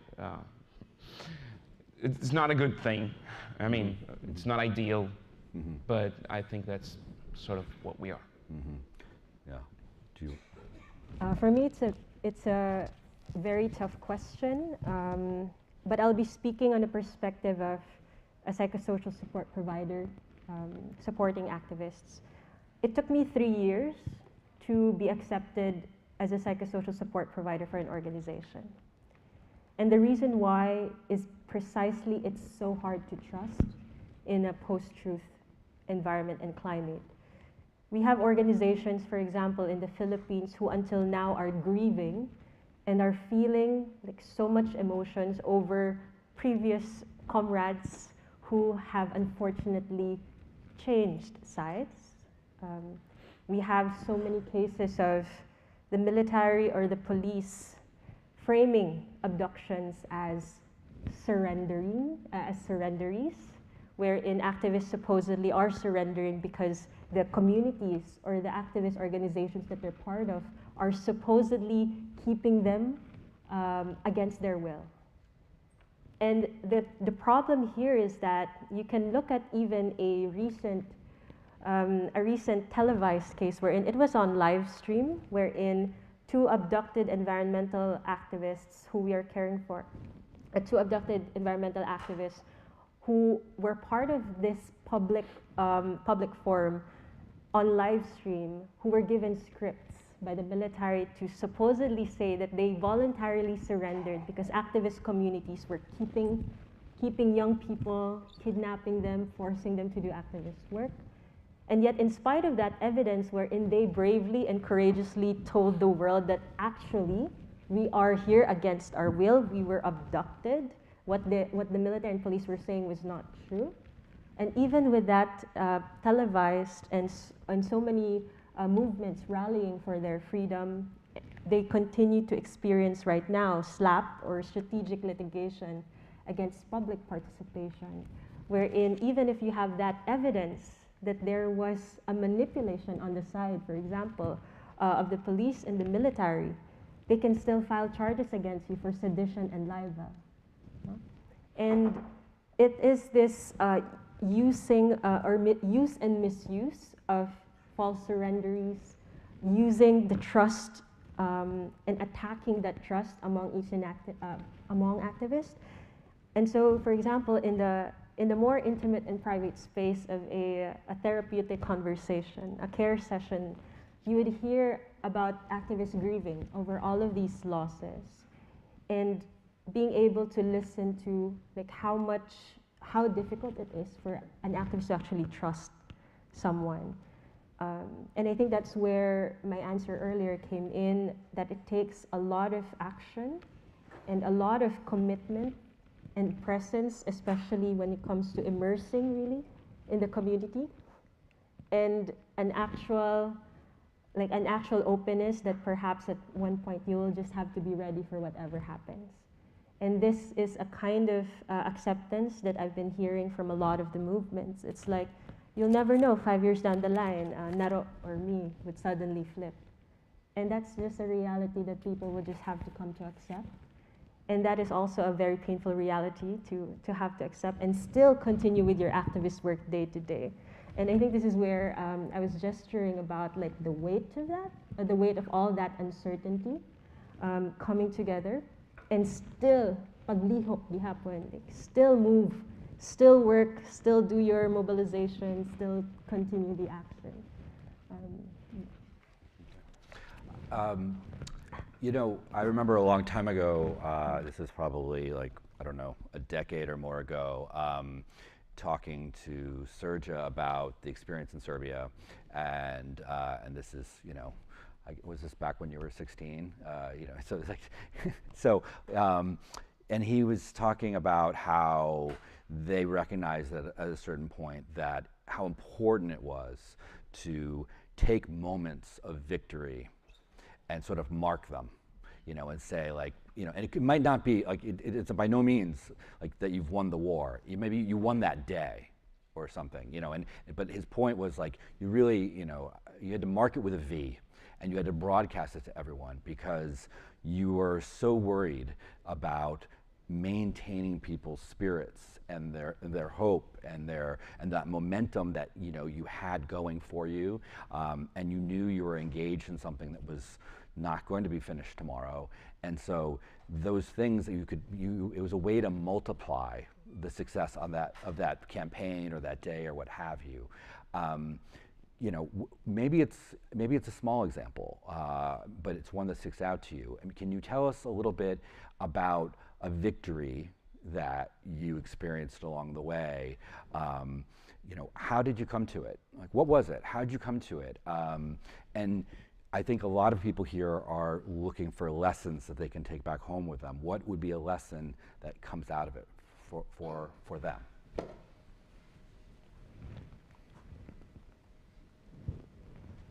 We don't have to keep on doing it. So it's really, you are creative and unorthodox thinkers. You can go, you know, Ricardo, you can go first. Well, I could say that we defeated Bolsonaro, and that's a huge victory. But no, I'm gonna talk about a project. It was the first one we launched at QUID. It was to talk to the progressive field, to this audience. We knew that WhatsApp had played a major role in the 2018 election, because WhatsApp in Brazil is like the biggest social media, although it's not a social media. Like 80% of Brazilian people use, and they use like 2 hours a day, like average. And Bolsonaro was like a radical candidate in 2018. Not everyone knew him, and he started the year in January with 10% vote intention, and ended up in the first round with 46%. And no one understood how that happened, because he had no time on TV or radio. He had he didn't have much money compared to the other candidates.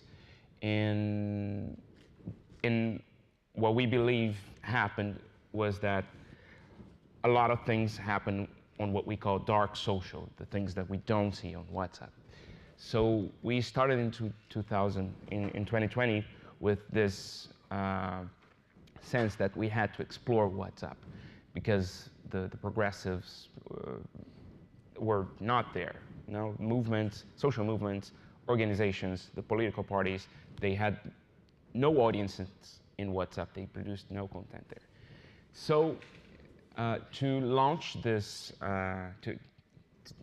to start this audience in WhatsApp, we came up with a project that was called Bolsoflix. Bolsoflix was going to be a streaming platform of only Bolsonaro movies and categorized, like short films, right? Categorized in different options. You could see, if you wanted to see corruption movies, you could see, if you wanted to see, I mean, lies, there was like a bunch of categories. And we learned how to build websites anonymously. So we launched Bolsoflix. No one knew who was doing that. The website like got 3 million visitors in 24 hours. And I mean, people could watch the videos, they could download the videos, and there was this call to action for people to join WhatsApp groups. And then we were able to have 20,000 people on WhatsApp in like 2 days. And we were completely not expecting that. And to have 2,000 people on WhatsApp for us was like, it's much harder to get people's phone than it is to get their email. When you have people's phone, you can be in touch with them. They will engage much more in your messages because, yeah, we are used to receiving emails that we don't open. When it's on WhatsApp, you will probably see the message because it will appear there between your conversations with your family and friends. So yeah, Bolsoflix was in. I know. I mean, we're live streaming this, but I hope no one's seen that in Brazil because it's anonymous. Yeah, I shouldn't have said that. Can you? No, but it's a project. Let's hope no one hears about this. Let's move on. Let's move on. Yeah. And there it is. Okay, let me shut up. That's great. Yeah. So I think when it comes to victories, it's quite funny because sometimes we would just applaud when an activist, for example, just arrives to on site to go to the office after braving traffic. That's already a victory for us. Like, you're here. But for me, the most moving victories would be, there was this activist who came to us who was feeling a lot of isolation because he was branded by the military as an intel, that he was planted in the movement. And what happened was the movement rejected this person. So they were spreading that this person is actually not someone to be trusted. And so for 3 decades, he's been feeling this sense of loss of your own community, which is the hardest and the most painful things to feel. And yet what we did was, as part of it, he's already a senior citizen now with grandchildren. But he said that one of those things that he wanted to do was to have closure, was to meet with his community and to tell them that I am not a planted intel. And that was what we did. We brought together the senior, it was like a senior citizens meeting. Of course, we did Zumba because, you know, the Philippines, having all of those care sessions together. And they had that conversation. And what I felt was a victory there is finally this person can reclaim their truth from their own community to say that, hey, actually, I have been one of you and I continue to be an activist for this movement, and I have never betrayed. And that kind of sense of closure was a very moving and emotional moment for a lot of the people. And I think also another victory would be I think it was only last year wherein a movement of environmental defenders actually in the Philippines for the first time actually incorporated and embedded mental health as part of their strategic document, and that it was part into writing. And for me, that is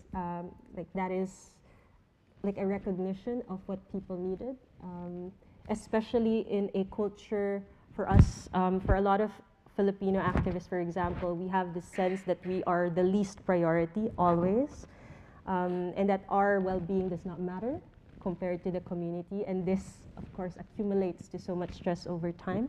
And so being able to create that kind of direction and that kind of commitment to every activist in their space, for me, it's a completely radical and one of the most revolutionary things that they actually committed to. Marina? For me, maybe one of the biggest, the last one. We, in October, because like I said, we are mixing digital organizing and community organizing in our work. And out of those 700,000 people who are in the mailing list, is one thing is to click and like to have emails and petitions, but another thing is to have people who are actually doing something. So in October, we made a call for 1,000 people who are willing to give 4 to 6 hours of their time for change. And we thought we are really optimistic by thinking that by the end of the year we will have 400 people. What happened is that we had 1,000 people by the end of the year in just 2 months. And now we have 2,000 people who are willing to volunteer 4 to 6 hours per week. So that made a huge mess for me, like in how to organize 2,000 people and the structure for all of them to actually do something. But I think it's a huge thing when you have people who are really not just saying, just clicking, but they actually want to work. And they want to work, but like, yeah, we just need to give them how. Why do you think that happened? I mean, you know, do you think there was just this wellspring of people who wanted to be asked and they hadn't been asked? Was it something in the way that you guys went about it? I mean, you're surprised by it, so, but how do you explain it? Yes, because I think through the time, like they build trust. At the beginning, I remember when we started the whole petition thing, it was like, this is petition, you cannot do anything with petition. But after a while, when you see one win, second win, third win, then they started to believe that they have the power. Mm-hmm. So finally, this is for me proof that they started to believe that they have the power to change anything. Mm-hmm. And yeah, I think this is the result of the work that we did. Well, I'm mindful of our time, and I want to also give people in the audience a chance to ask questions. So I'm going to, we can continue talking this way, but I also want to integrate folks here. So we've got a question right in the pink right there. In the back. I do have a microphone. Yeah, we're going to do this Phil Donahue style. The mic will come to you. So yeah, right there.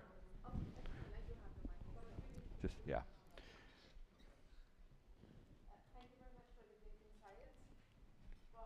While you guys were talking, I was thinking, we as activists fighting for change, there's a very high scale of different challenges we face. From targeted campaign, character assassination, Rania and George were talking about this yesterday, to a bigger scale of Sudan as an example, the disinformation about the war in Sudan. We have different geopolitics involved, helping different parties involved in the war. And it's no secret that, for example, Emirates is in support of the RSF. And they're helping them and aiding them not only financially, but also PR, propaganda, disinformation on social media, and helping them to come up with a good narrative, like whitewash their war crimes in Sudan.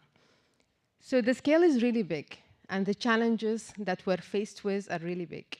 And sometimes it's bigger than us as activists, coming from different backgrounds, not from tech background, for example, to counter those narratives and this power, because it is power. While you guys were talking, I started thinking maybe we need to include the tech. Maybe we need more independent journalists to write about it, because we need facts. We need to check those facts, and people need reliable sources to counter the different arguments on social media and the different informations as well. So maybe this is the time we need to invite big tech companies or small tech companies to work with us as activists and create tools that we need and we can use to support our work. It just made me think that sometimes it's bigger than us, and the fight for change and the fight for democracy needs more than activists and politicians. We need independent journalism, we need tech companies to support and be part of this fight as well. Yeah, that's my comment. Yeah, definitely. When you first asked about huge challenges, I chose to talk about money, but big techs are another big challenge there, and they are increasingly trying to get away from political content. You know, Instagram. I mean, you have the Elon Musk craziness happening on X, on Twitter, that we don't know where it will go. I don't know if you guys have seen this, but Elon Musk confronted a Brazilian Supreme Court judge on his decisions. It's becoming like a diplomatic issue between Brazil and the company, and well,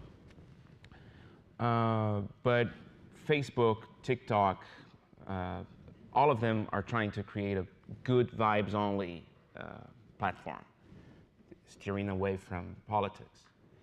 And I don't know, I think that it can be, there's a good part in this, that the far right won't be able to produce propaganda there, but there's a bad part too. I mean, we won't be able to produce content and share content that is more political there. And if we have all social media, all the big techs convinced that they cannot allow politics there, I think it will change a lot of the things that we do here, right? So yeah, they must be part of the conversation, but I believe that is a real challenge there, because it's in their best interest to get away from it, you know? Money-wise, yeah, economically, yeah, wise. I think we have another question right here in blue.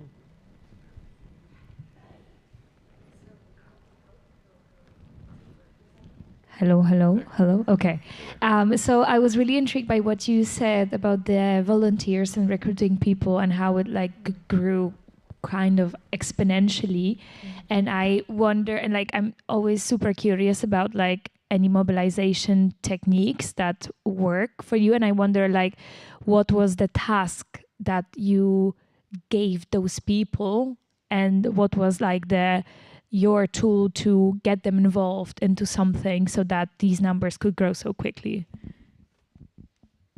So many things. So one of the things is how it started. Like we were tackling so many issues, and every time we got a new question, why don't you start this? Why don't you start that? Why don't you start this? And we are just humans, and it's 10 of us in the core team. And we were just saying, like, I have only 24 hours, you have to do it. And like giving them the tools how to do it. This is, again, part of Marshall Gantz, Harvard Kennedy School.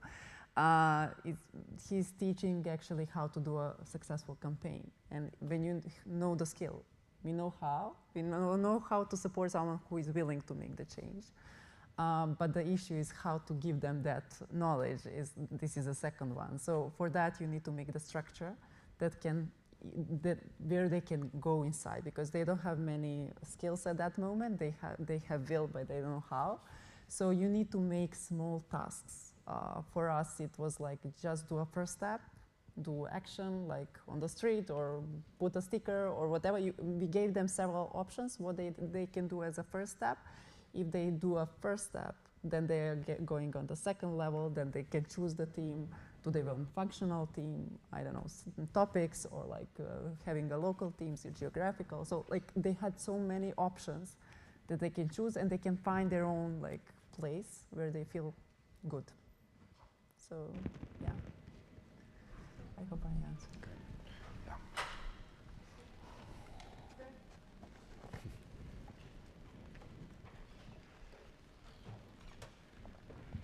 Hey, good morning. This question is for our colleague from the Philippines. So the Marcos family has had a really interesting political comeback, which, as you mentioned, culminated in the election of Bongbong Marcos. But it goes beyond that. I mean, Imelda was in the Congress. Bongbong's son is a member of Congress. The daughter was a governor and a senator. And they've been able to whitewash their history to the point where your mom, who participated in the revolution, now regrets it. One, what lessons do you think we can learn from their communication strategy? And two, from an activism standpoint, where do you think in their process, in hindsight, obviously, you would have been able to intervene as activists to like pump the brakes on that meteoric rise that they had back into politics?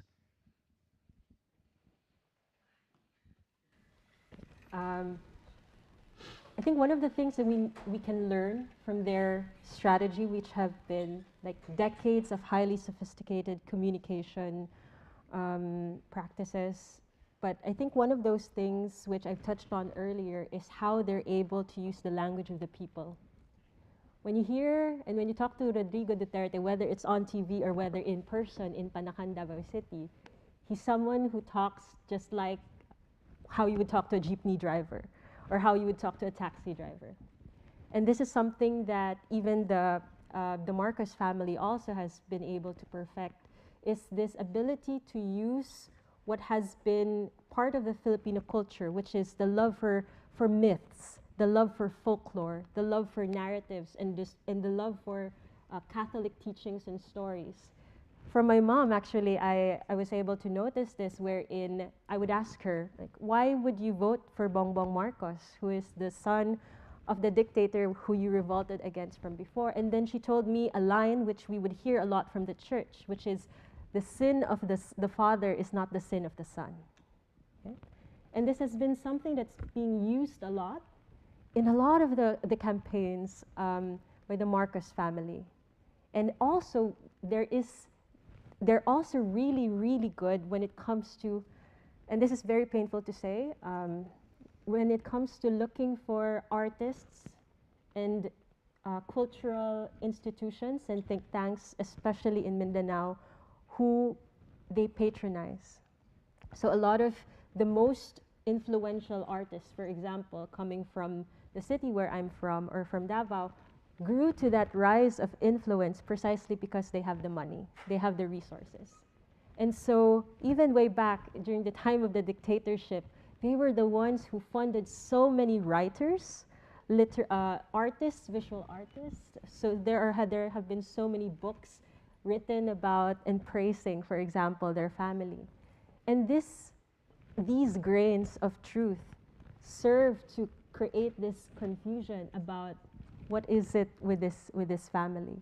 And so when you are, for example, a common Filipino citizen, like my mother, like my brother, like my grandmother, and you have so many of these narratives, more often than not, you would embrace the one that is simplest to understand, which is, the sin of the father is not the sin of the son. It's a one sentence, versus here are all of these statistics, and here are all of the human rights violations that has been done by this family. Sometimes one of my grandmother, who has this carinderia, who cooks a lot for the people in the street, and she would tell people that, it's very simple. History is very simple. And unfortunately, I think that is where activists, and I think right now we can hear from a lot of Filipino artist activists who are actually focusing a lot of their power when it comes to narrative change that is highly acceptable. Because no Filipino worker who comes home after 8 hours of work plus 2 hours of overtime plus 4 hours of traffic, they do not have time to look at the statistics of something very painful. unfortunately. And so what a lot of the narrative activists who are doing right now, and they're doing such a good job, is finding ways to make it accessible, from children's books to poetry to an actual rap, to doing TikTok videos, because Filipinos just love dance crazes. Like just talking about human rights violations while doing that, but they're finding ways to be able to be received by the common Filipino. And I think it was touched very well yesterday about the importance of being able to connect to the common Filipino who is usually not educated, who perhaps does not read or does not write. When you go to Mindanao evacuation centers, for example, you would hear a lot about how they really love this certain senator that I will not name, and how they just love him. However, for the activist community, he's like one of those, like, why did this person even bother to be elected? No? But this person is actually really good to talking about something as simple as, you know, I have really hot, attractive girlfriends. And he would talk about that to the Filipino people. And for some reason, that kind of connection that they create to the community is something very powerful, more powerful than all of the studies, for example, created by a university, all of the research done by think tanks to contradict any of the claims.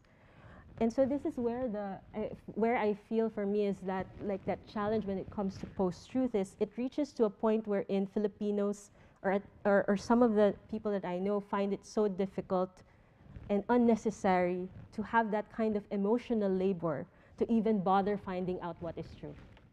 Because we're all just so exhausted. And sometimes the simplest solutions, that's where we go. So for example, we have Tulfo, very famous, because we Filipinos, the grain of truth is that Filipino court systems are so difficult and challenging that you can have a case unresolved for like 10 years. And so what people do is that if ever they have an issue or a complaint, they would tag Tulfo, who is this radio announcer, and he will create like these pseudo courtroom persecutions, interrogations live on radio and YouTube. And he's one of the highest paid YouTuber, okay? And he's now actually currently in the government. So he would do that because it comes from that grain of truth and that rootedness of reality that people all feel, that we are impoverished, that the court, it's hard to trust the court, and that they make use of that. So that's where I think when it comes to activists, when it comes to communication, perhaps finding more, I believe also in leaning towards psychologists who study all of these patterns of behavior. That would be one good thing that I feel is not being done enough, at least in the movements that I'm part of. Precisely because the legacy of psychology, such as consumer psychology and even mental health, we have a very strong historical legacy of being complicit to the military and being complicit to oppression. And so being able to reclaim that and perhaps having more people think about what would be the ways to be more accessible, to touch, to resonate with the hearts of the common people using a language. How can we talk about democracy to a farmer, to a fisherman that has been so exhausted from a whole day's labor? If we're able to find that and we're able to create that kind of strategy, I feel that would be very, very powerful, and that could be very disruptive because they have been doing that for 3 decades now. And that's the thing. They're way ahead when it comes to that kind of level of PR. Here is that, in fighting for these more abstract values and principles, it requires a hefty degree of pragmatism. It requires the pragmatism of saying, you know what, fine, we screwed this one up. They'll keep scrolling, we need to keep on providing. Or if we're going to get people to come out and volunteer, I'm not going to tell you what I want you to do. I'm going to give you a lot of different things, and whatever works for you, that'll work for me. I mean, we'll find a place that's comfortable for you, and if that's just walking around the subway putting stickers on the wall, then fine, we need that too, and using the language of the people and whatnot. I mean, I remember this one story. This is now going back to like 2010 or something like that, and there were these protests going on in Russia, and they were trying to organize protests around freedom of speech and assembly. And guess what? It wasn't very motivating for people, you know. But then at one point, because of the way that the crackdowns had proceeded, it started to impinge on South Park episodes. And so all of a sudden they're like, wait a minute, there's a better way to do this. Don't talk about free speech and all like that. Just go out there with the streets of Putin kills Kenny. And then all of a sudden young people started coming out and joining it, and they're like, we never got crowds like this before. You had to adapt and be pragmatic and think, put it in terms of that people are going to respond to. I don't know if there's another, okay, I'm getting the signal that we're going to have to, but I'm sorry, I'm up here. I have power. So just a final question. So you guys, I mean, you're engaged in this work that is not a sprint. You know, these are marathons that you're a part of. Just on a closing note, and this is a good way to close, okay? On a closing note, how do you keep yourself sane? I have amazing people around me. And when you have people who are there to support you, you can do whatever you want. Okay, great. I don't know. I'm not sane. I would no. I mean, I think that there's this quote that is like a model that is very true and at the same time very dangerous, that everything is politics. And the truth of it can haunt you very heavily if you keep that in mind every time. And for me, what I try to do is that, okay, I just need to get away from politics a little. I need to create space and moments where politics and my work is not at the center, you know? I need to be with my friends and family. I need to play football and tennis. I need to be at my daughter's swimming lessons. I try to create this space, you know? That's how I stay sane. Partially. I think for me, because in Davao, you can't use the word activist because it's very dangerous. And so sometimes I would use the word healer. And for me, watching someone, witnessing someone, being with someone who's actively struggling, fighting for a community, fighting for the well-being of community, whether indigenous peoples or LGBT peoples, for me, there's something very grounding in recognizing that there is someone who cares so much for the well-being or ginhawa of other people. And I think in the same way, it's like being able to surround yourself in that kind of community can bridge you, especially through the hardest parts and through the hardest struggles of political repression. Great. Well, please join me in thanking Chirikova.